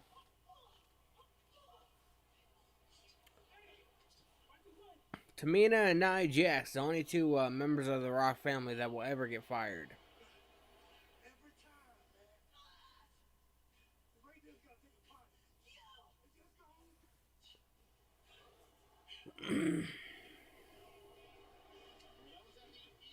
Dude, she looks so much like her fucking dad, man.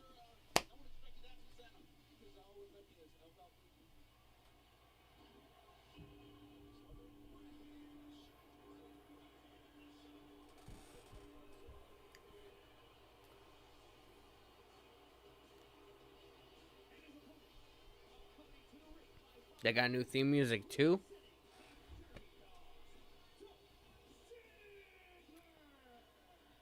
The show off. Dolph Ziggler.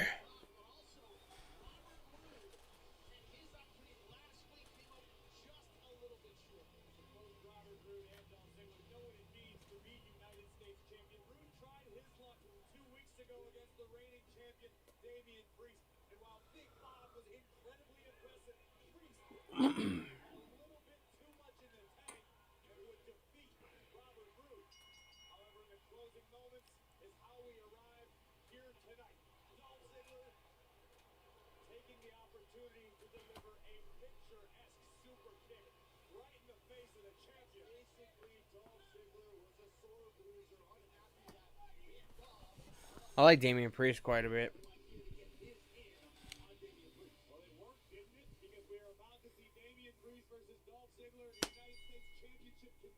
I'm honestly shocked they're allowing him to hold the U.S. title for the amount of time that he's had it.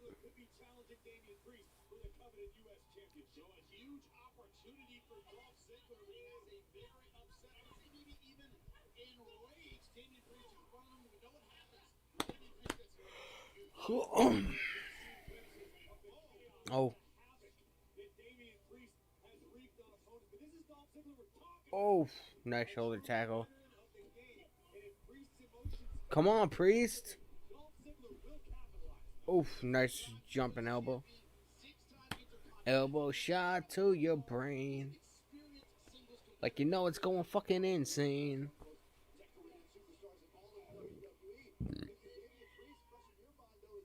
Oh.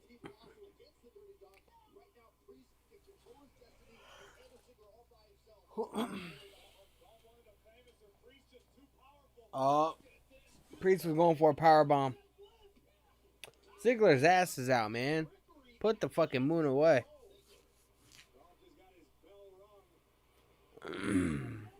This motherfucker needs to go get a tan or something.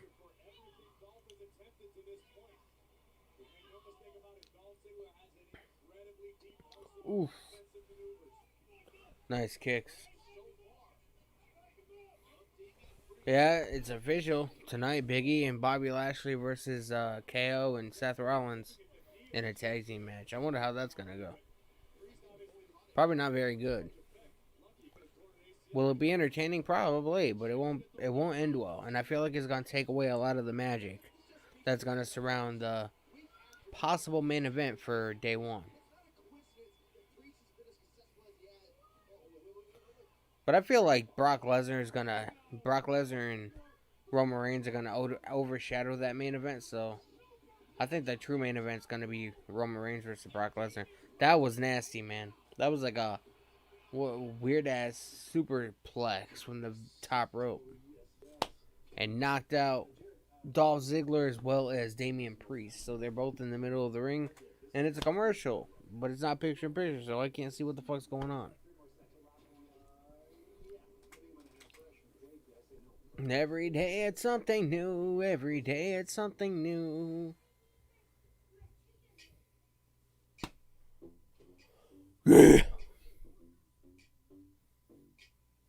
Dun dun dun. So, I'm planning on streaming tomorrow night for NXT as well. So I hope you guys come back and join me tomorrow night. We have little over an hour, like an hour and 15 minutes left of this stream, and then that's it for me for the night, man. We'll watch a Raw, and then I'll be live again tomorrow night for SmackDown, and then I'll be live again Wednesday for Dynamite, maybe. And then, obviously, Thursday I'm off. SmackDown on Friday. I don't know if I'll be doing Rampage. Depending on, man. I'll let you guys know Wednesday. Depending on what the card looks like.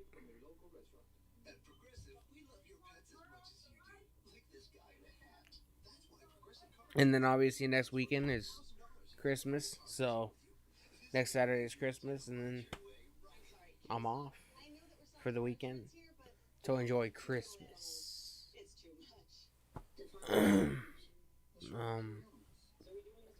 So should be a good week. I don't know, man. I might stream tomorrow night. I might stream Wednesday. I might. If I don't, I don't. If I do, I do. If I don't, nobody can get mad at me because it is, Christmas time. I do have a wife and 3 little gremlins, so it's not always definite, but starting in January, I'll be able to do it on a more regular basis than I do now. So I hope you guys subscribe, like the stream. That way it doesn't get lost in the algorithm. Definitely helps me out. And yeah, man. Overall, just like the subscribe to the channel. Turn on the bell for all notifications. I usually what do you call it? I usually schedule my stream a couple hours before I actually do go live. So you guys should always know a couple hours before I go live that I'm actually going to be going live. So it's how I fucking do it. It's how I do it. If I don't stream tomorrow night, I'll definitely be watching. And if I don't stream, I'll be right back, yo.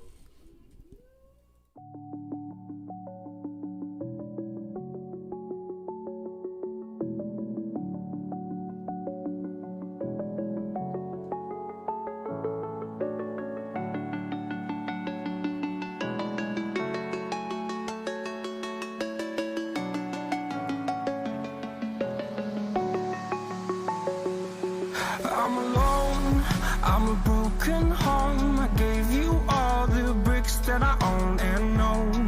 I'm letting go. I'm breaking these walls down, breaking these walls down. If you want adventure, then fly to home. But if you wanna travel, then go alone. Yeah, what's the point in us if I never know? Yeah, if you're gonna leave, I'ma let you go.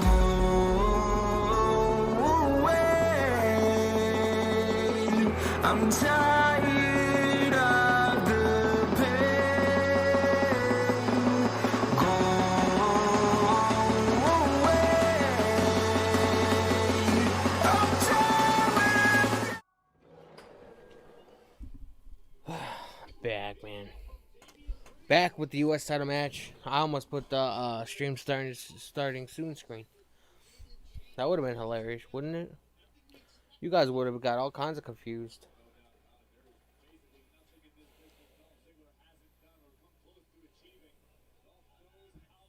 Remember when Dolph Ziggler was in the Spirit Squad? That lasted a little while, and then they got shipped off back to Ohio Valley Wrestling by DX. Ooh, nice. That was like an uppercut by Damian. I feel like Damian Priest and Malachi Black would have had great matches if he wasn't released by WWE.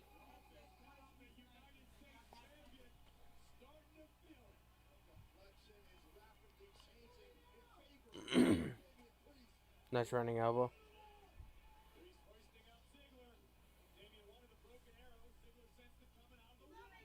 Nice clothesline.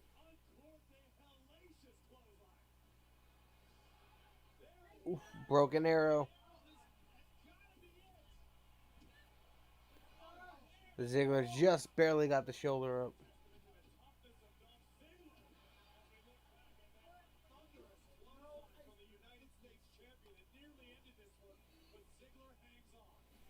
Oh, Damian's going up to the top rope. What could he be possibly looking for? I don't like Robert Roode being on the outside.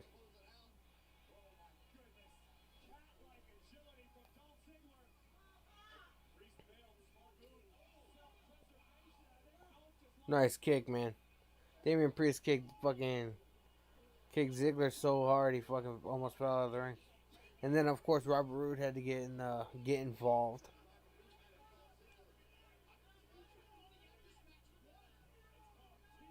Get Robert Roode backstage, man. Get him out of the ringside area. Oh, Damian Priest fucking pissed. He's like, motherfucker.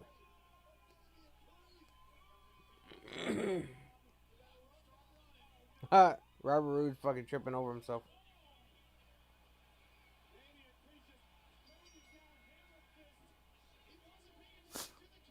Damian Priest got himself counted out, I think. Either that or DQ'd because he's beating the fuck out of Robert Roode. I think he retains the title though. Yeah, count out. Dolph, you don't win the title, man.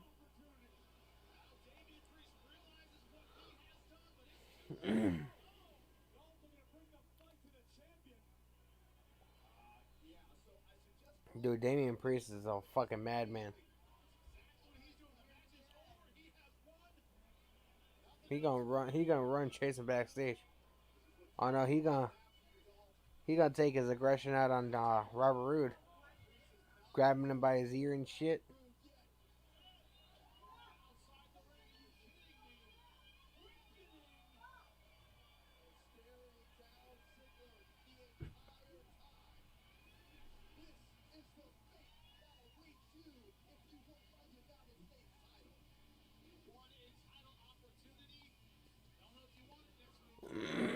No. Now he's going to chase Ziggler. That match was uneventful.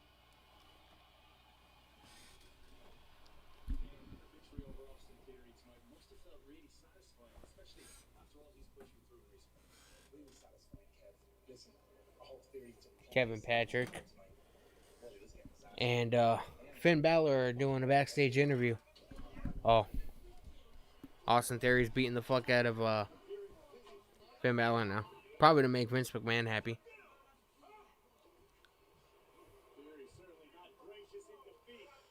Oh, right on the production crate.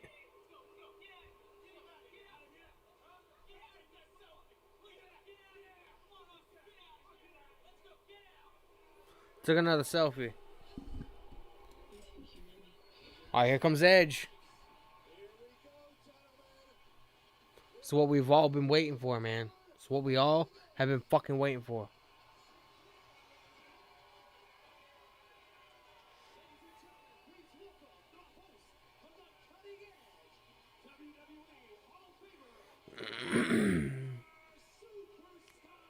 Hey, a SmackDown fan, man.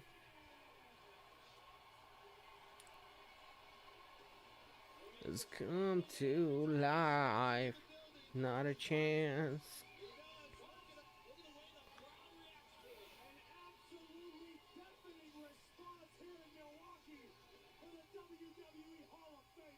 Here we go, Pyro. Fuck yeah, man. You gotta love Edge.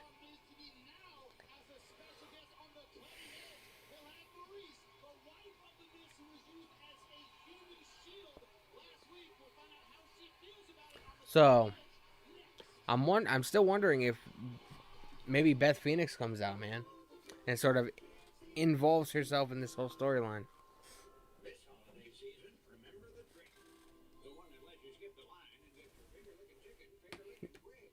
But of course, I had to go to a commercial before we could find out that information.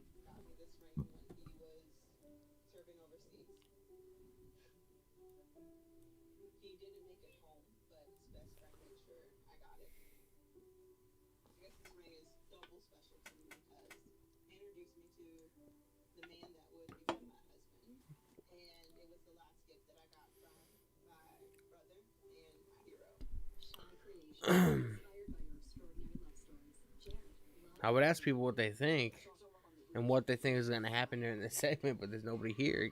I'm talking to myself, man. I hope you guys subscribe if you guys watch this. If you guys watch this stream after the fact, because my streams stay live on my channel. So I kind of want to try that the box thing at Pizza Hut. Kind of want to try it, man. But I just ate, man. I sound so fucking fat. You have no idea. I just ate and shit.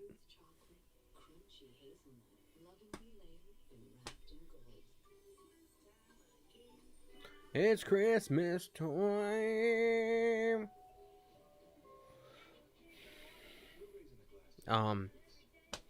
So I do want to let people know. For those of you that are unaware, my main channel, my other channel that I have over 2,000 subscribers on it. I do have a brand new reaction video premiering at midnight. I wanted to set it that way. That way, you know, I didn't have to be at the computer until midnight. After the stream, I can, you know, shut everything down and lay down and possibly go to sleep. But I'll still have a video up. So at midnight, man, I have a new video premiering. It's a reaction video to a brand new song by the Amity Affliction. So that'll be on my other channel at midnight. It's premiering. Filmed it earlier today. Edited it probably like 3-4 hours ago. Uploaded it. And it'll automatically go live, man. So at midnight, go to my other channel and watch that reaction video.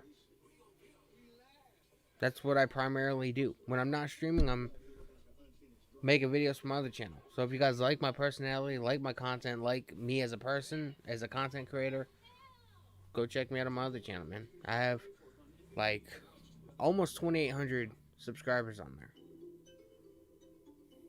Help me get there. Help me get to 3,000. 3K is my overall goal before the end of the year. Will I hit it? Probably not, but it's still a good goal to think about. I don't even know what I'm sitting at right now.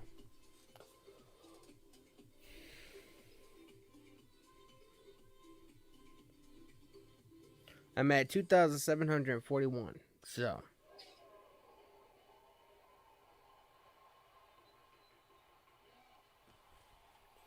And I hit another milestone today. Apparently, I hit 30,000 total views on this channel. Majority of that is from streaming, so thank you.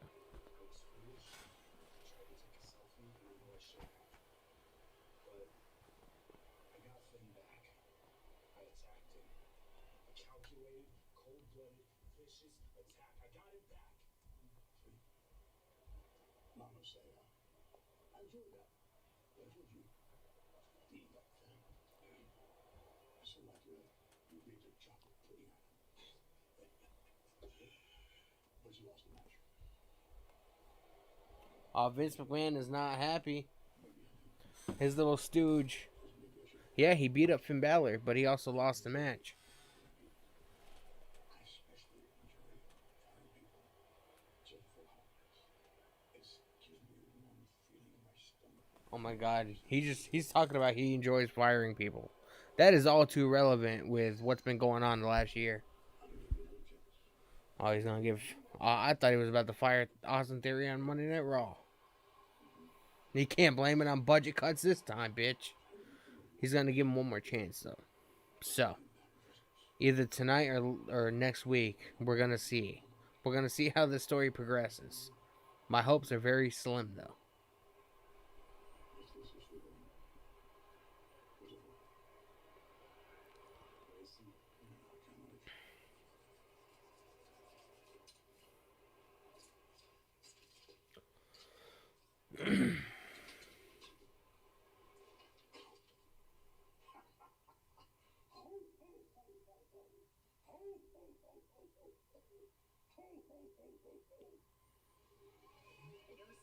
Dude, Vince McMahon is gonna live till he's like fucking 5,000 years old.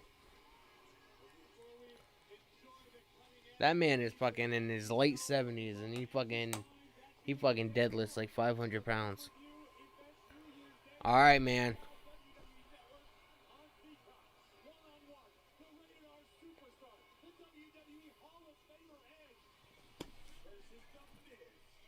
Here it is, Cutting Edge. Featuring Maurice.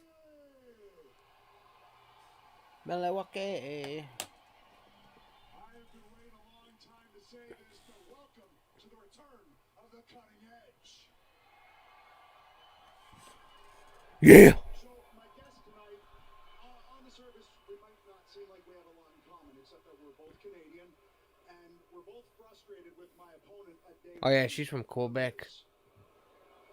So, without further ado, please welcome French. my guest tonight on the Cutting Edge, Maurice. I bet you the Miz is sweating bullets right now. He has got to be so nervous about what Here she comes, walking through the curtain, heading down to the ring. What is gonna happen? Stop trying to make trouble where there isn't one. There are simply misunderstandings that need straightened out. As last week, as Edge looked to deliver a spear to the Miz, Miz utilizing his wife Maurice as a human shield before delivering the skull-crushing finale. Obviously, this didn't exactly sit well with Maurice, who was a bit traumatized. But Miz has apologized all week long. Are we not going to Look at this, look at this. She smacked the fire at this man. so much that even in that moment, Miz knew he could count on. Miz made a dumb decision. He put his wife in danger, and he apologized for it. Don't make him pay for it for Maurice is probably like, what the fuck is going on, man? Why am I on this show? Before we get going here, how frustrating is it to be married to that dude?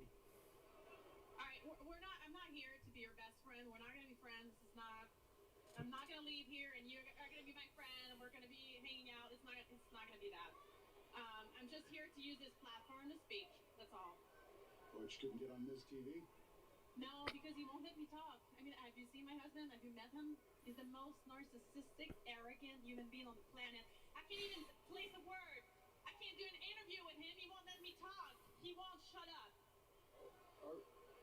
Okay, didn't realize this was going to be some kind of therapy session, but go on. You know, okay. It's a little uncomfortable, I'll be honest. I didn't know this was gonna be some kind of therapy session. But fuck it, man. Talk shit about the Miz all you want on my show. People know me as this Maurice that's bigger than life. Everything's perfect. My life is perfect. I got it all together. You know? But at the end of the day, Yeah, you had it all together last week too, didn't you? human being that wants to be respected and just tell me, thank me for once. Thank me for all I do. I love you, Michael Mizanin. It's been over 15 years, but I want a big thank you for everything that I do for our family. Everything. I take care of everything. I take care of the house. I take care of the kids. I cook. I clean. I change diapers. I take care of our business. I take care of our show. I do every single thing. What the fuck does Miz do?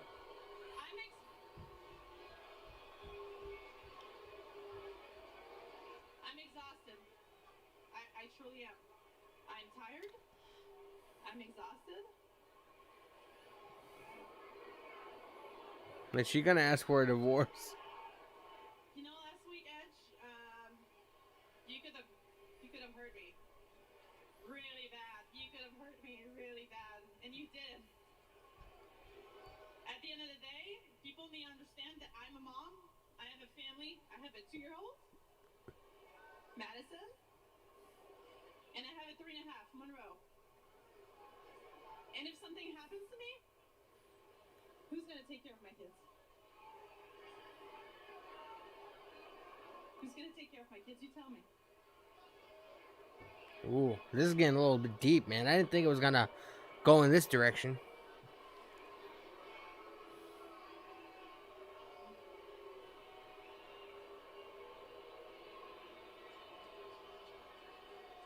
Edge is probably sympathizing because he's a father now, so he's probably like, yeah, you know. Tell me, wouldn't you ever done this to your wife, Beth? You know, Maurice, I'm sorry. I'm sorry that your life is some kind of horrible country song. I mean, what's going to happen? You're going to lose your dog and write off your favorite pickup truck too? Come on. Is anybody else buying this? Oh, Edge is like, bitch, shut the fuck up. No. I saw that. You cut the act. He trots you out here to lull me into some kind of false sense of security so that he can jump me and leave me laying and get one up on me, right? Come on, Miz, get out here. Miz, this is low even for you.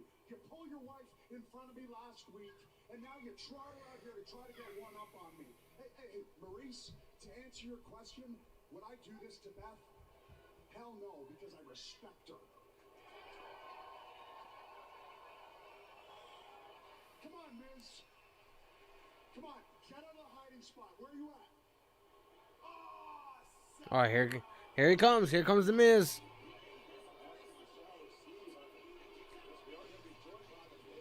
I hope Beth comes out, man. Come on, that'd be so fucking awesome. Edge was right. Edge was ready. Attack from the back, not working out for Miz. It's Maurice. Hey, Maurice with a person and a slap. Here's a little bit of skull crushing finale. Gets it again.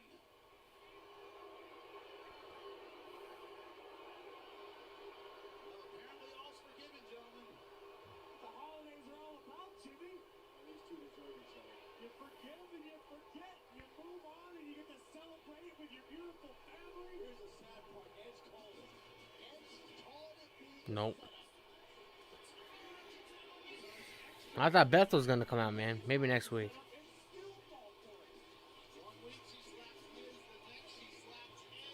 Need a little bit more time to build up the story. I definitely think Beth will show up before day one.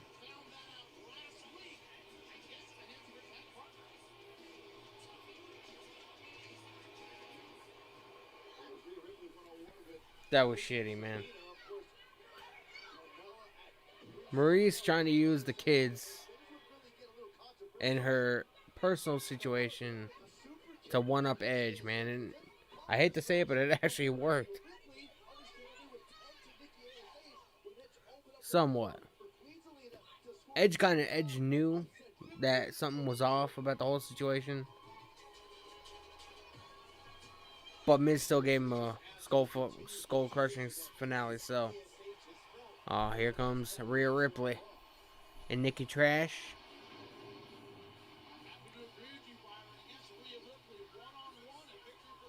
This is my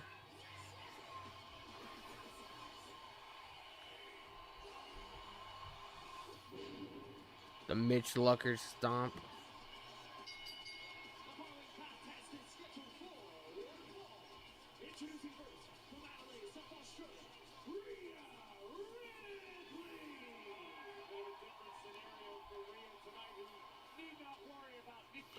Oh my God, again.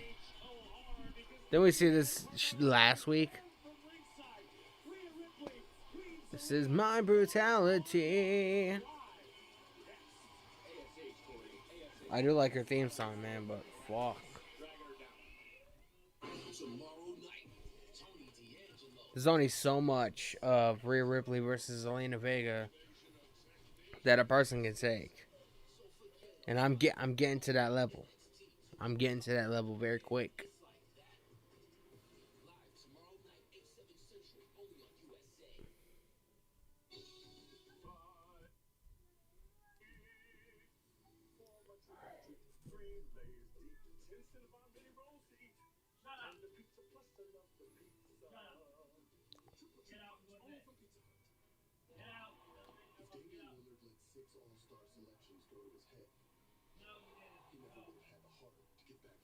I'll be right back, y'all. I'm going to get a Gatorade. And then I guess we're going to have to sit through Rhea Ripley versus Zelina Vega again. I'll be right back.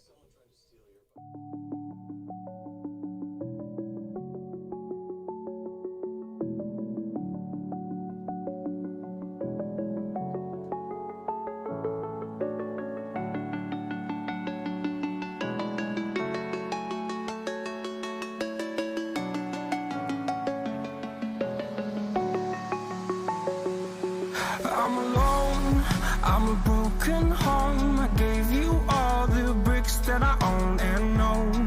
I'm letting go, I'm breaking these walls down, breaking these walls down. If you want adventure, then fly to home. But if you wanna travel, then go alone. Yeah, what's the point in us if I never know? Yeah, if you're gonna leave, I'ma let you go.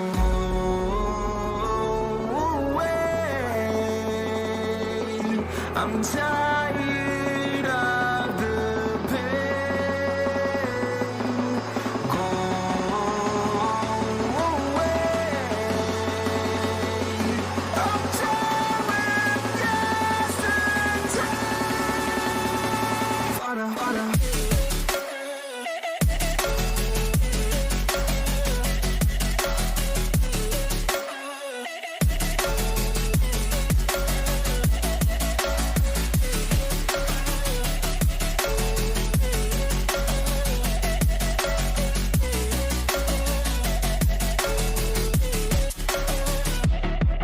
I fell where my demons dwell. My own little nightmare, I call it hell. Oh well, it's time to get back up. Climbing and climbing, I'm done with this ride, is what I tell myself, so I could feel something else. Yeah, I guess I had my bad days, but it doesn't mean I lost myself. Darling, where were you when my heart was on the ground? I thought time would prove that you would stick around. I guess time starts down, a king without his crown. Now I'm breaking, you're faking, girl. You never made a sound.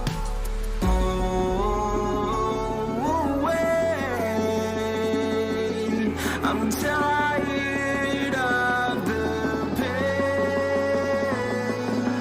Go away. I'm tired of yesterday.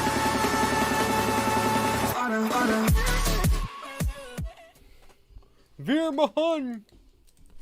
Another promo. I guarantee this guy doesn't last a month. Well, no, I think he'll probably last a month. But I don't think he'll last 6 months.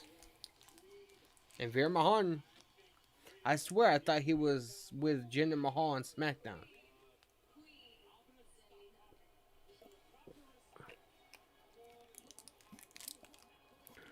G2.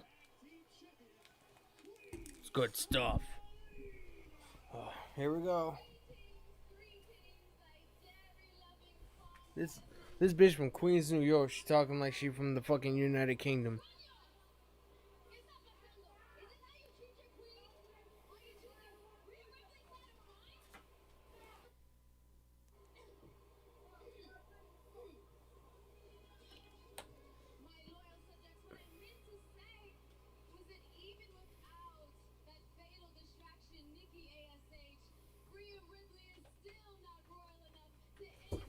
I'll be right back, yo.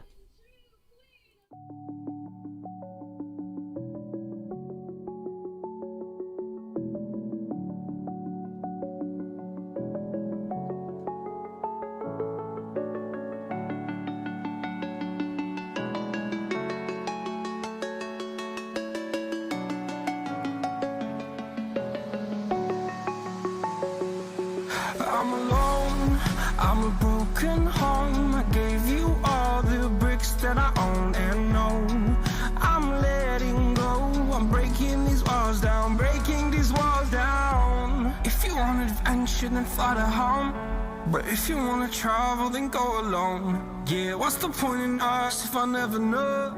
Yeah, if you're gonna leave, I'ma let you go.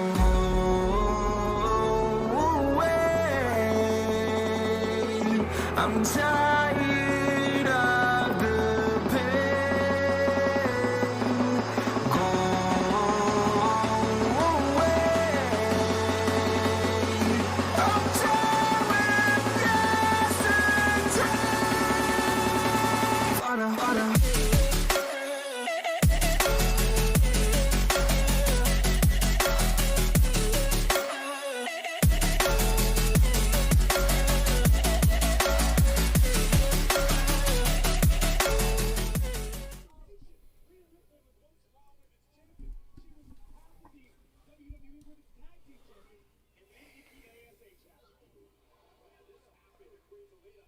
Zelina Vega does not stand a chance against Rhea Ripley. And since Rhea Ripley came over to the main roster, she's not even that great. She should have stayed in NXT. The old NXT. They should have kept the black and gold brand.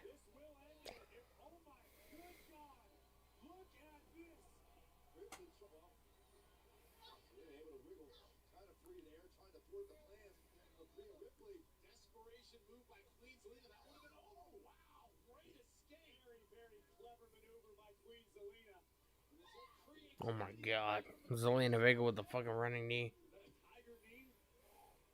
Look at the size comparison compared to Zelina and Rhea Ripley. I mean, you don't want to put it past Zelina to come out with a victory because, I mean, she's married to Aleister Black or Malachi Black. So obviously they train alike. You know what I mean? So I knew she wasn't going to win, though.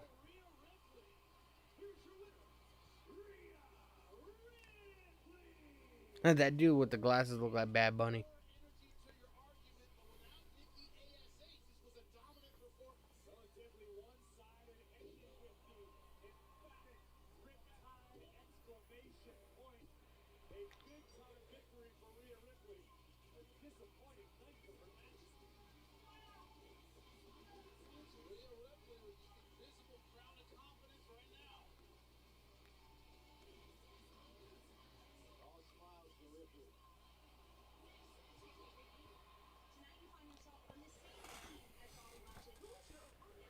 Here's Big E with a backstage interview segment.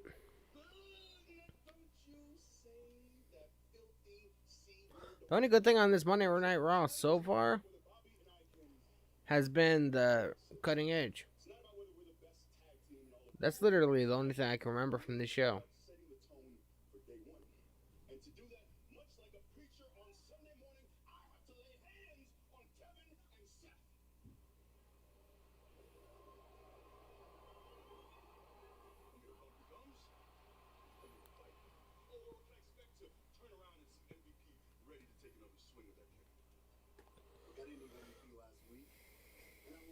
is held at day one to put you or anybody else in the hurt lock and take that WWE title. But tonight, I'm focused on Seth Rollins and Kevin Owens. Are you? Look, man, can I trust you? You don't have to worry about me. You just make sure to leave Montel Vontavious Porter in the back when you come out tonight. Capiche? Oh, I got Pete. I'll take care of him.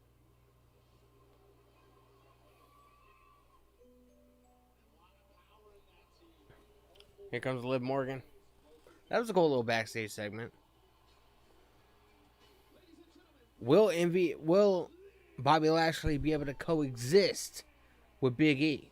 Will it be able to happen against KO and Seth Rollins this evening on Raw? Who knows? But apparently, Big E just gave him an ultimatum. Not necessarily an ultimatum, but was like, hey, you don't got to worry about me. I'm going to do my part. I'm going to do what I got to do as the WWE Champion. I'm the one with all the odds stacked against me at day one. Can I count on you to leave MVP in the back when you come out tonight to be my partner, so I don't have to look behind my back and I can concentrate on the match? And apparently Bobby Lashley was like, hey, don't worry about that. I will take care of him. I don't know what that means, man. It almost seems like with what happened at the beginning of the show, Bobby Lashley sort of like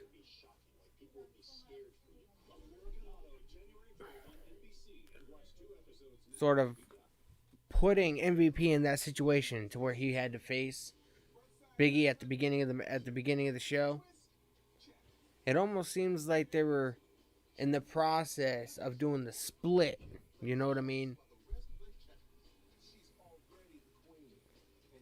Maybe within the next couple of weeks or whatever, they're cutting off the whole tag team between AJ and Omos. Maybe they're going to be doing the same thing with Lashley and MVP. MVP's not going to be in Lashley's corner in the morning anymore. Lashley's going to turn on him. There's so much speculation that somebody can do. But like I said earlier in the show, man, it's Monday Night Raw. So my hopes are very, very, very slim that it's going to be a good storyline. It's going to be a good story. It's going to be a compelling story. It's going to get me invested into what is actually happening. The creative team is not that smart in WWE.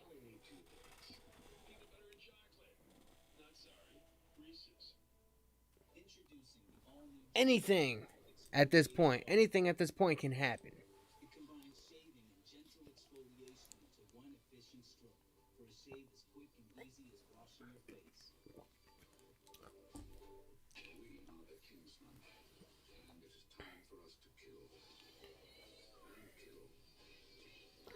Dirty deeds. Dirty deeds.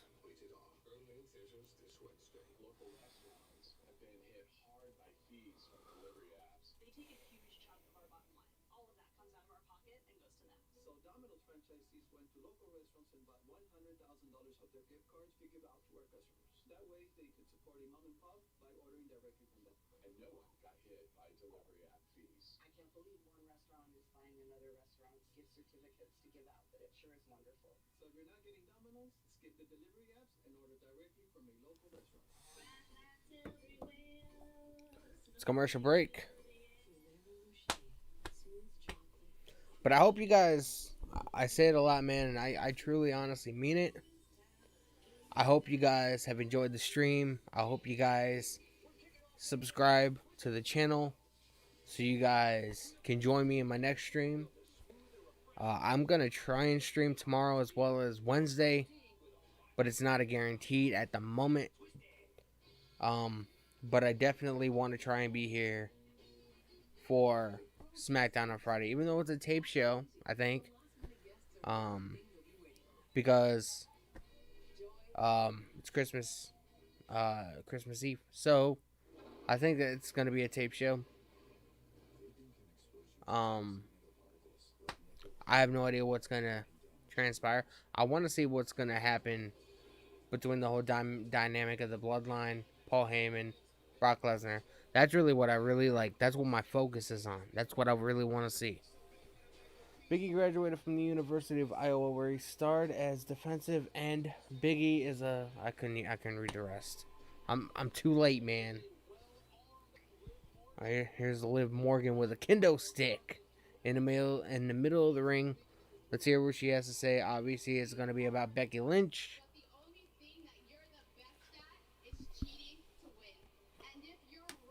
I thought she was going to say the only thing you're best at is sucking Seth Rollins' dick. Apparently. You had a kid, right?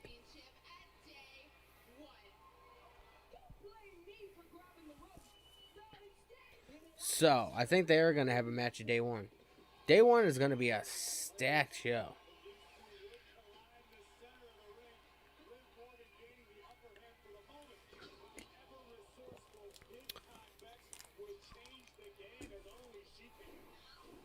This feud has only been a couple weeks.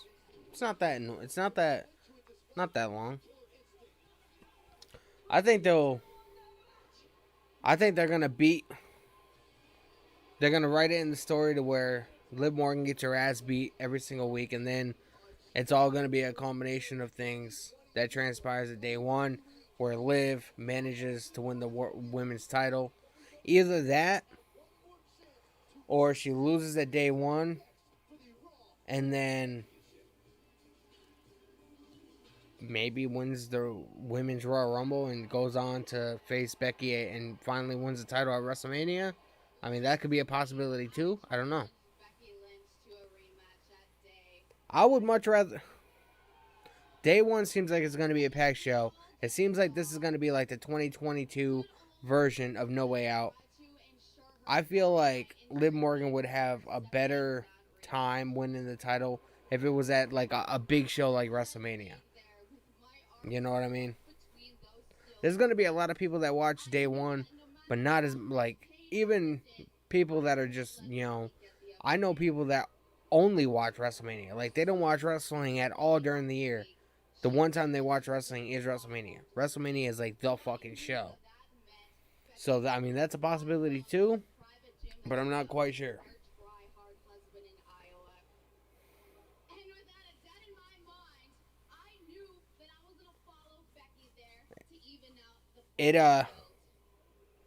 Oh yeah, I saw that on social media. Liv Morgan went to the gym while Becky was training and attacked Becky Lynch.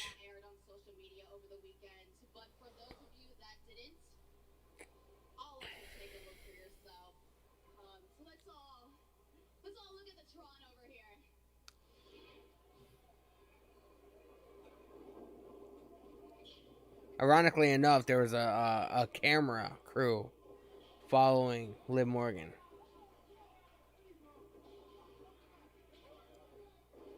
Everything was so set up like a fucking TV show, right? Liv thought that was Becky because of the red hair.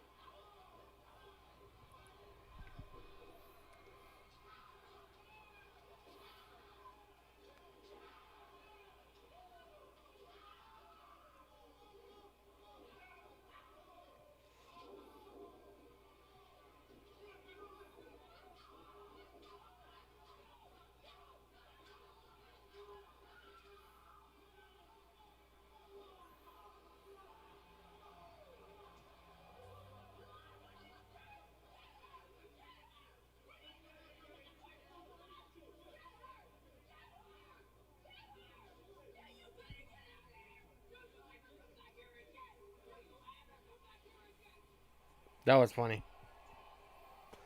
That was pretty funny. But yeah, I think Liv Morgan would have a better feeling at winning the title at WrestleMania, but I could be wrong. Maybe she wins at day one, or even wins at the Royal Rumble, and then defends the title against the winner of the Royal Rumble match at WrestleMania, and she retains the title then, so she can still have that big moment. I don't know, man.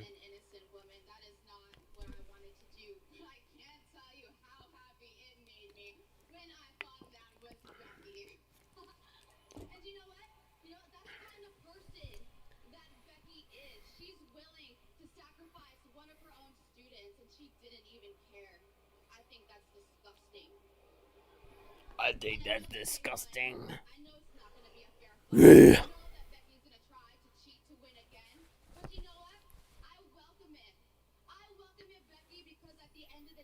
She welcomes it.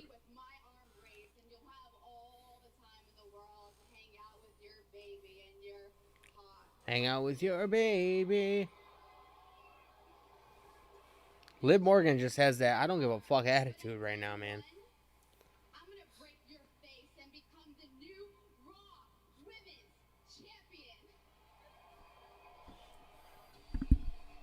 Oh, here comes Becky Lynch. Whoa.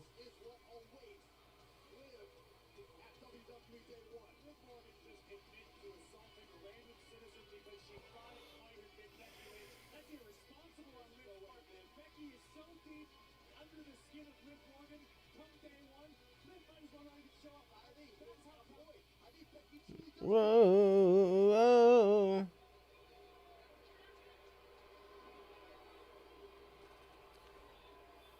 Congratulations, lady. You foiled my master plan.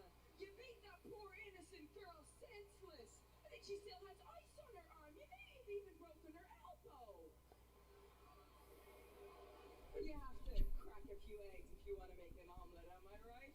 And that's okay, that's okay. My shoes are the Why does Becky sound like a fucking shoes. a leprechaun? That's why I'm not so soft. I understand she's from Australia or whatever. To keep me down, and when you're big, Ireland, wherever the fuck she's from, right? It's just a little bit weird for me, you know? but I'm not so optimistic about you, Liv. But you're I'm not so optimistic about you.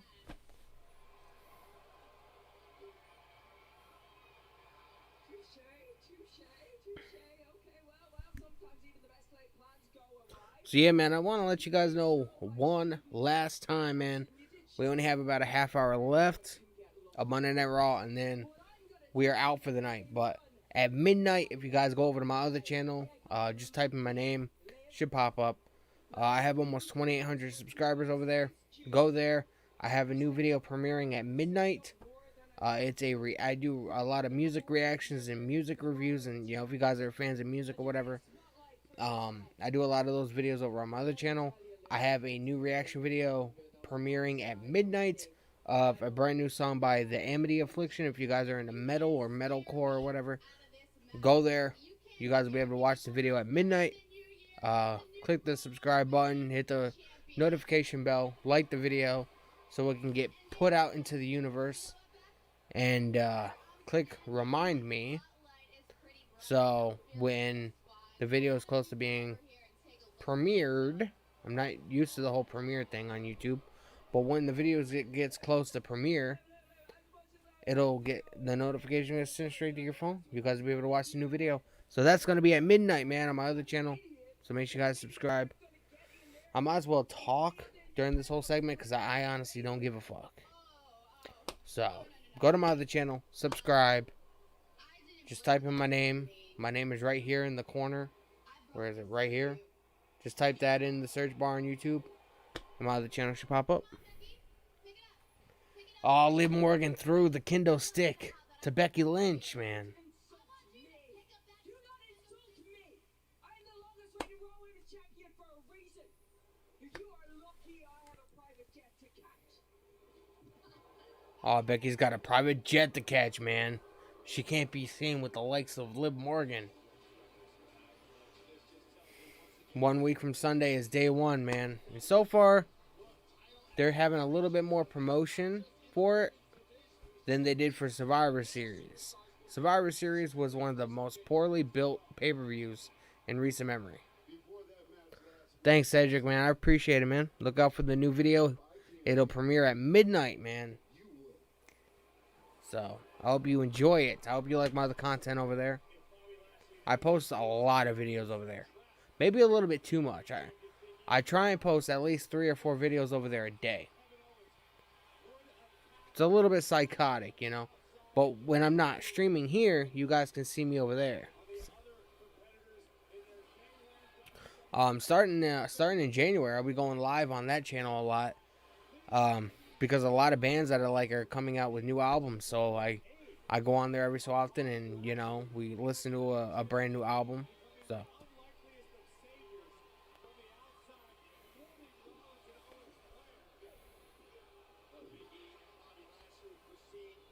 Hey man, I have a whole playlist of hip hop reactions.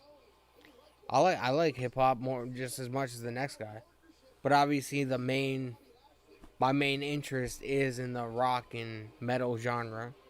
But I fuck with hip hop. I just did a 2.5 hour live stream of Polo G's new album and Juice WRLD's new album. Those are on that channel. So you'll be able to watch those if, you know, listen to the album with me and shit. It's pretty cool. Here's Big E coming out, man.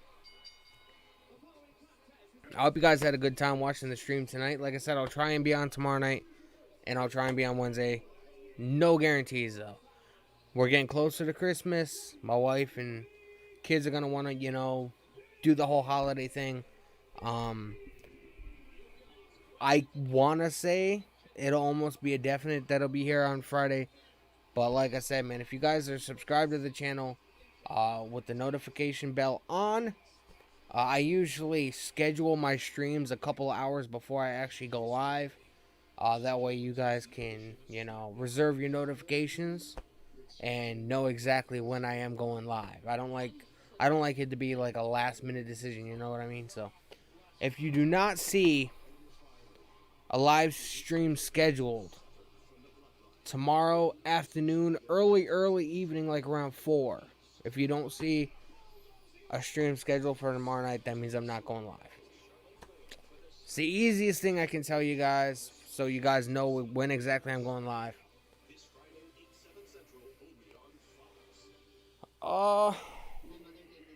No. Punk rock is like Blink-182. Pop music is like Justin Bieber. 2 totally different things. I just did like 3 Justin Bieber reactions. Those are on my other channel as well. I did those like 2-3 days ago. So I do country, rock, metal, hip hop, pop. Like I don't just stick to one solid thing over on that channel. I even have some wrestling reactions, watching some old classic matches and stuff. A lot of them got taken down because WWE as well as AEW, they don't like copyrighted material from other platforms being showcased. You know what I mean? So sometimes I get away with it, sometimes I don't. That's why you don't see a lot of wrestling related content on the channel. So I'm trying to build this channel up because doing reaction videos, a lot of it is copyright claimed. So I'm not able to monetize my other channel. I'm trying to build this channel up because as long as I'm in good standings, hopefully, you know, once I reach the milestones I need to reach, I'll be able to, you know, monetize my streams. I'll be able to, you know, if people want to leave super chats or whatever it is. As far as I know, all I have right now is a Streamlabs donation link in the description box. For people that want to donate. I don't make any money off the streams and videos I make, which makes it a little bit difficult doing what I do, but somehow I managed to make it work. But so my whole overall goal with the streaming is to be able to, get a little cash from doing it, monetizing, get super chats, that kind of thing. People can't say I'm doing this shit for money though, because I've been doing it for 11 years without getting a dime. So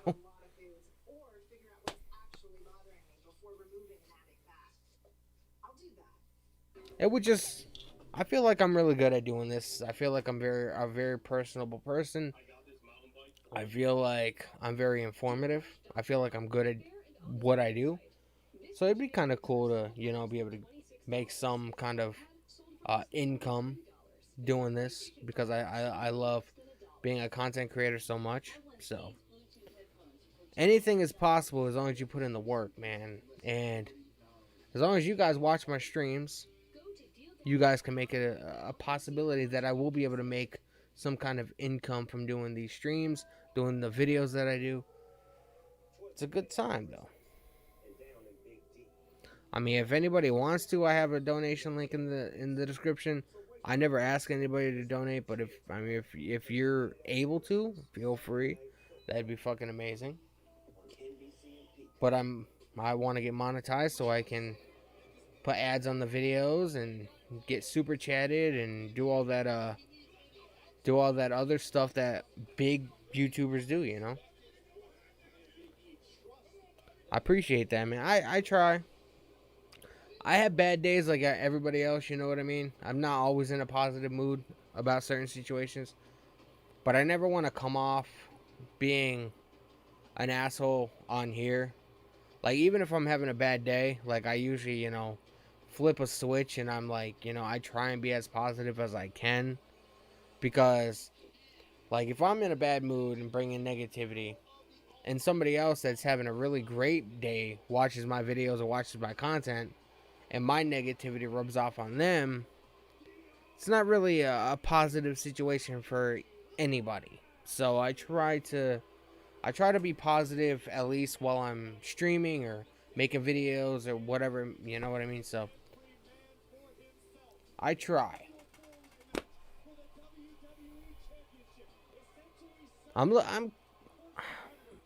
want to say I'm looking forward to this triple threat, this fatal 4-way match, but I'm looking to see what the outcome is going to be. I hope Bobby Lashley doesn't win the title again.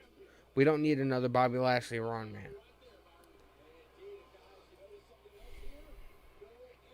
I would love to see Kevin Owens win the title.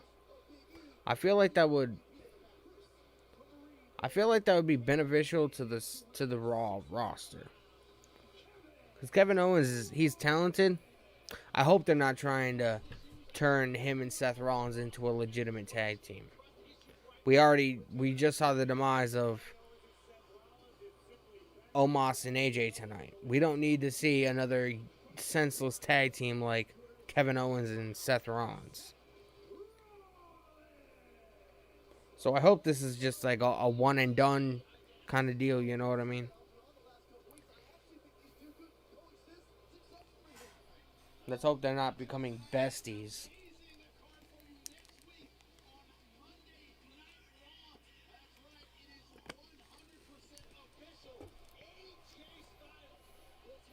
Next week, AJ Styles and Omos. I don't know why they didn't save that banger for day one. Next week, Randy Orton versus Otis. That'll be a good match. That's what I thought they should have did tonight. But what the fuck do I know? Apparently I know a lot because they're making that match scheduled for next week. So Finn Balor versus Austin Theory again. Another rematch next week.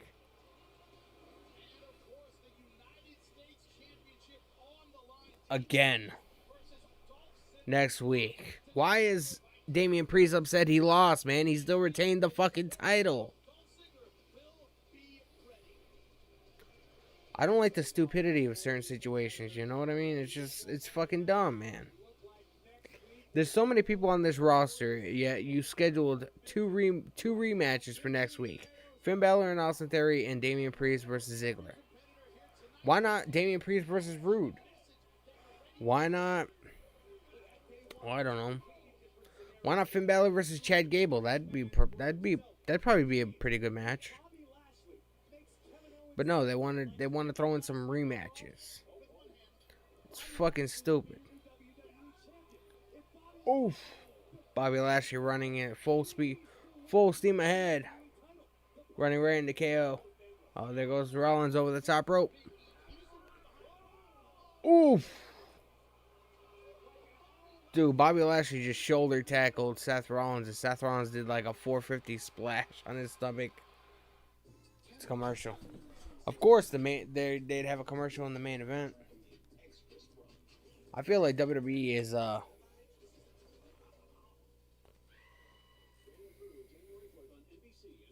it's been happening for a couple of years. Like they go some time without doing rematches all the time, and then they have. I feel like they're running out of ideas. You know what I mean? But you have to think, man. Like, I don't want anybody to think I'm like bad. I'm bad mouthing or whatever to have that kind of reputation. Nah, man. I'm from Western Mass. I'm like 2 hours away from Boston. I'm like. I would tell you the name of the city I live in, but you probably wouldn't know it. I'm like 30 minutes away from Hartford, Connecticut. I'm in like Springfield, Mass. Like the Western Mass area, Springfield. That's where I live. I'm like 30 minutes away from Hartford, Connecticut. What was I saying now? I can't remember what I was saying.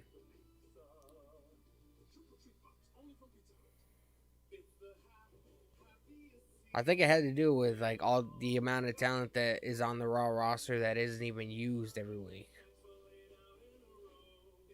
But I can't remember. I had a point, but I can't remember. You kind of threw me off when you asked me for. I've only been to Boston once. Surprisingly, I've never really been to Boston. I've been to Boston once. I went for. I actually have the video on my channel, on my other channel. I went to the Royal Rumble in 2011 when Alberto Del Rio won. I was at the Royal Rumble that day, in Boston. I have a vlog. It's not very good, but I have a vlog of it on my other channel. It's like fucking like 45 minutes long. But that was before I knew, like, you know, a lot of the time I was like filming like this instead of, you know, how you're supposed to film it like this. I was very, very new to filming. And like I was nervous filming in front of people or whatever, and I went with this dude, and like I wanted him to be in my video too or whatever. So I was holding the phone like next to my fucking knee, like filming like upwards like that. Just the weirdest fucking angles you could imagine. But so if you want to see that atrocity, it's on my other channel. Just type in my name, like just type in my name on YouTube, and I believe after that type in Royal Rumble, and it should pop up. It's fucking weird, man. Fucking weird. That's the one and only time I've been to Boston, man. That was in 2011. I go to New York City more than I go to Boston. Because my wife has family in New York City. I was in New York City in July. I want to go to New York City. I want to go in a couple weeks. I enjoy it out there. I enjoy the city, man. Especially, I'm a huge fan of like films and movies, and there's so much movie history in New York City, and I'm a fan of Law and Order Special Victims Unit. So it'd be fucking phenomenal if I was, you know, walking down like Fifth Avenue or fucking walking down near Central Park or fucking Bryant Park or wherever, and like seeing fucking, you know, Mariska Haggerty fucking filming or Ice-T filming or what, you know, it would just be cool to me. Now they have a huge roster. Both SmackDown and Raw have huge rosters, man. But 98% of the talent they don't use. This is a small amount of the people that they have. It's dumb, but It's part of what WWE does. You know what I mean? Oh my god. Well, that was like a fucking modified brain buster. Big E's like, all right, you got that, big man. You got that. Seth Rollins about to get fucking. He about to get the hurt lock on him. Oh, nice kick to the face. Is Big E gonna get the tag? Nope. There goes Lashley over the top rope. Am I the only one that finds it weird when fucking Kevin Owens runs, man? He runs like a fat kid going after some cheesecake, you know what I mean? It's fucking hilarious. I love when he runs. It's hilarious to me. He just gets all excited. I can't run any better, but man, it's like a comedy show. KO has a chokehold on Bobby Lashley. Lashley trying to reach his arm out to try and get the tag to Mr. Big E, Mr. WWE Champion. Will he be the WWE Champion after day one, though? I don't know. Kevin Owens dance, doing the whole W, you know, the fucking dance that New Day does. Taunting Big E. Big E was not having it. Big E's not happy about it. Double superplex. Double suplex. Yo. Kevin Owens doing the whole suck it. You know, D-Generation X. We were just talking about them earlier in this stream, man. We only have about 15 minutes left. Unless Raw is starting to end at 11 o'clock on the dot. It used to be 11:05.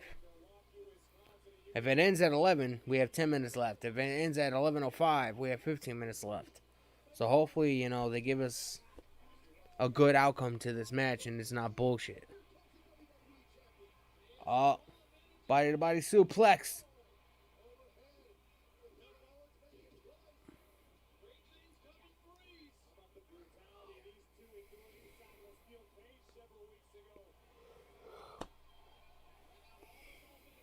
Oh, Big E showing KO how it's done. Rollins knocked to the outside once again. Oh, slammed, man, right on the ground. KO got his shoulder up. I had a pretty good time tonight, man. I'm not even gonna lie. Usually like when I do streams on Monday for Raw, usually it's a drag, man, because there's nobody to talk to. Like, especially when I was first starting out, like nobody would join the stream or whatever. So I had to pretty much talk to myself and come up with conversations with myself for 3 hours. But it's pretty good, man. Is a Chucky series we're watching? If you haven't seen the Chucky. The Chucky series, yes, it is really good. But there's a lot of tie-ins to the movies, especially part 2. That's where, like, you know, like Andy and Kyle, you know, they're both in the show or whatever. And obviously Kyle is Andy's stepsister from the second movie. So, you know, it shows the aftermath of what happened in part 2. And obviously it takes place after Cult, which is the one movie I haven't seen. I recommend watching at least the second film in the series. You know, so you can get caught up or whatever, and you're not like, you know, who's this character, you know, what do they have to do with the story, you know, etc., etc. I believe you can stream the entire show on, what is it, Hulu or Peacock? You can. I remember seeing an advertisement for it saying, you know, stream the whole show, etc., etc. It's on Hulu or Peacock. I can't remember. They just put it on there. But I do recommend seeing at least the second one. The second one, and maybe Cult, which is the one after Curse. which was the last original movie in the original series before the remake. The remake has absolutely nothing to do with any of it. I wouldn't even bother with that. So, but yeah, it was a really good show. I enjoyed it. It's getting renewed for a second season, which will be out, I believe, in October of 2022. So that should be good. And apparently, a lot of OG characters are said to be returning. So I don't like. Could that be? I know Glenn from Seed and Bride is gonna be showing up at some point. We just saw Tiffany I don't want to say anything. We just saw Tiffany though in in season 1. I would love to talk to you about the show, but until you see the show, I wouldn't. I don't want to. I don't want to spoil it for you.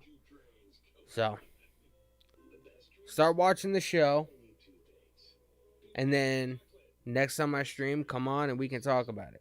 But I don't want, like, especially if you're planning on seeing it, I don't want to say anything because I don't want to spoil anything. There's so much that happens.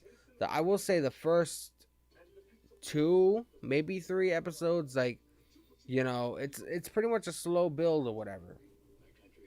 But every episode, there's at least one kill.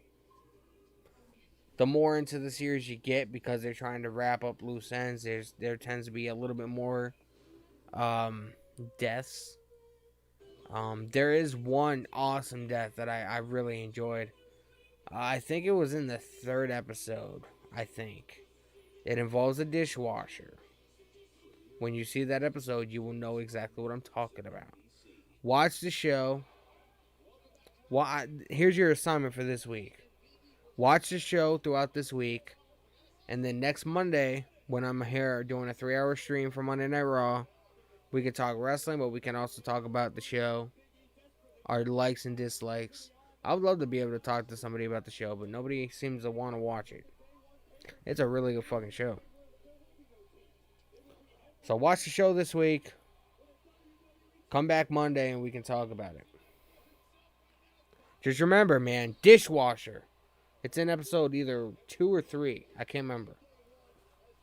It's a great segment. Oh, nice boot to the head of Lashley.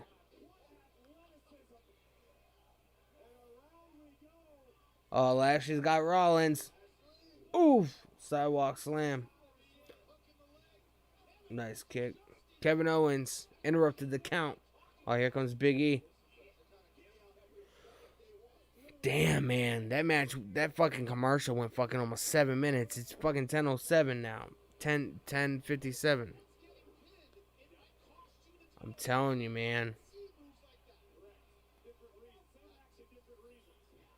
Oh, spear to Big E. There you go. Lashley just took out Big E. Oh, spear to KO. 1, 2, I guarantee. Oh. Lashley and Bobby. I swear. I thought KO and Seth Rollins were going to win. And it seemed like Rollins hesitated a little bit to, like, interrupt the count. It seemed like that anyway. Oh, here goes Seth beating the fuck out of Bobby Lashley. You guys think Big E's gonna get up and beat the shit out of Lashley, or do you think he knows that it was an accident? I don't know. Lashley needs some kind of help though. Where's MVP? He's getting the shit beat out of him by Seth Rollins and KO. Somebody needs to come out, or Biggie needs to get his ass up. I know that spear probably took a lot out of you, man, but oh, they took him out with the fucking steps.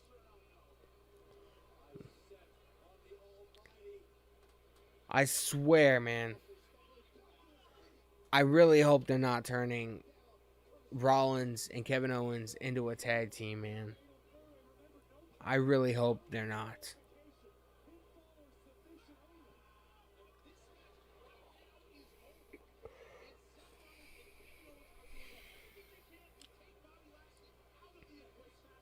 Apparently they're not done. Yeah, it seemed like a botch, but I don't know if it was intentional or not. That's what I'm like. It seemed like Rollins was a little bit hesitant to interrupt the count. It's almost like he put himself in that mind frame of, the fatal 4-way match at day one. You know what I mean? I don't know. It just seems like he hesitated. And then that fucking curb stomp that he tried to do, a little bit shitty. Oh, they're gonna curb stomp him on the stairs. Where the fuck is MVP?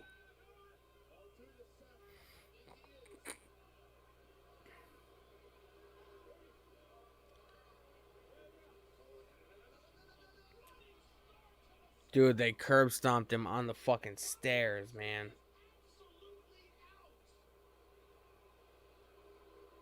He's not out, but he's close.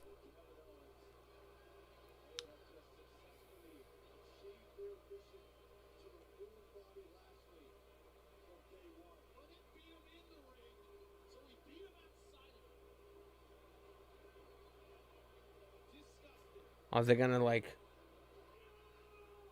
my god. I thought they were just gonna beat the fuck out of each other. Now they decided to hug. I know what I'm talking about when it comes to certain situations, man. I had a feeling that they were gonna make these two into a tag team. I had a feeling. That's the end of Raw. That's how Raw's going off the air. Curb stomped to Lashley on the stairs. Rollins and KO are hugging in the ring, celebrating their victory and the havoc that they caused. Man. That was one of those things, man.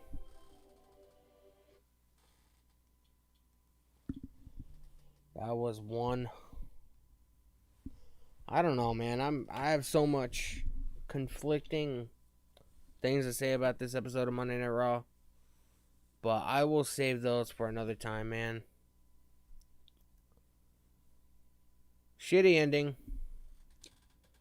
Like I said earlier in the show, I kind of had a feeling that they were gonna make KO and Rollins a tag team. I just had that intuition, you know what I mean, just because of how they were going about the build for it.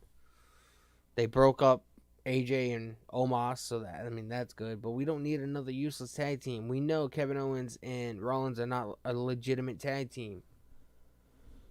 I don't know why WWE continues to do this, but they do. Nonetheless, man, I'm gonna go. It was a good 3-hour and 16-minute live stream. I hope you guys enjoyed it. Like I said, continue subscribing, like the stream, man, so it doesn't get lost in the algorithm. Like I said, man, I might go live tomorrow night. I might go live Wednesday night, but it's not a definite guarantee. And I want to try and go live on Friday. Seems like if I take off tomorrow night and Wednesday night, seems like a little bit of a better chance that I'll be able to go live on Friday. But like I said, no guarantees. But I hope you guys enjoyed the live stream, man. I hope you guys, if I don't see you guys before Christmas, I hope you guys have a good Christmas, a good holiday season. Spend a lot of, valuable time with your family, your loved ones, eat a lot of good food, exchange gifts, all that fun stuff that people do on Christmas, man. So, like I said, man, look out tomorrow afternoon for a live stream, scheduled live stream. If you don't see it by 4 p.m., chances are I won't be going live tomorrow night. So that's the best advice I can give you guys. If you guys are ever wondering if I'm going to go live that night, if I don't post or schedule a stream by 4 p.m. Eastern time, chances are that night I will not be going live. But anyway, guys, I will see you guys in the next stream. Thank you guys so much. Go to my other channel, subscribe, type in my name and subscribe over there. I have almost 2,800 subscribers over there. I have a new video that'll be out at midnight, man. It's gonna be premiering. That's how I said it, because I don't feel like sitting at a computer until midnight making it go live. I'd rather just premiere it. That way it can go live by itself, and my fat ass can go to sleep because I'm exhausted. I will see you guys in my next stream. I will see you guys later for the video.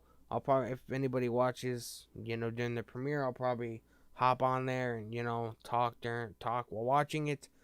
I don't know. We'll see how things go, man. But I hope you guys enjoyed the stream. Once again, subscribe, and I'll see you guys next time.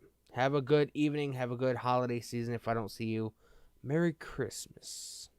For so long, I was living my life, oh so wrong, always numb in my mind, battled on, building scars from the knife, so far gone.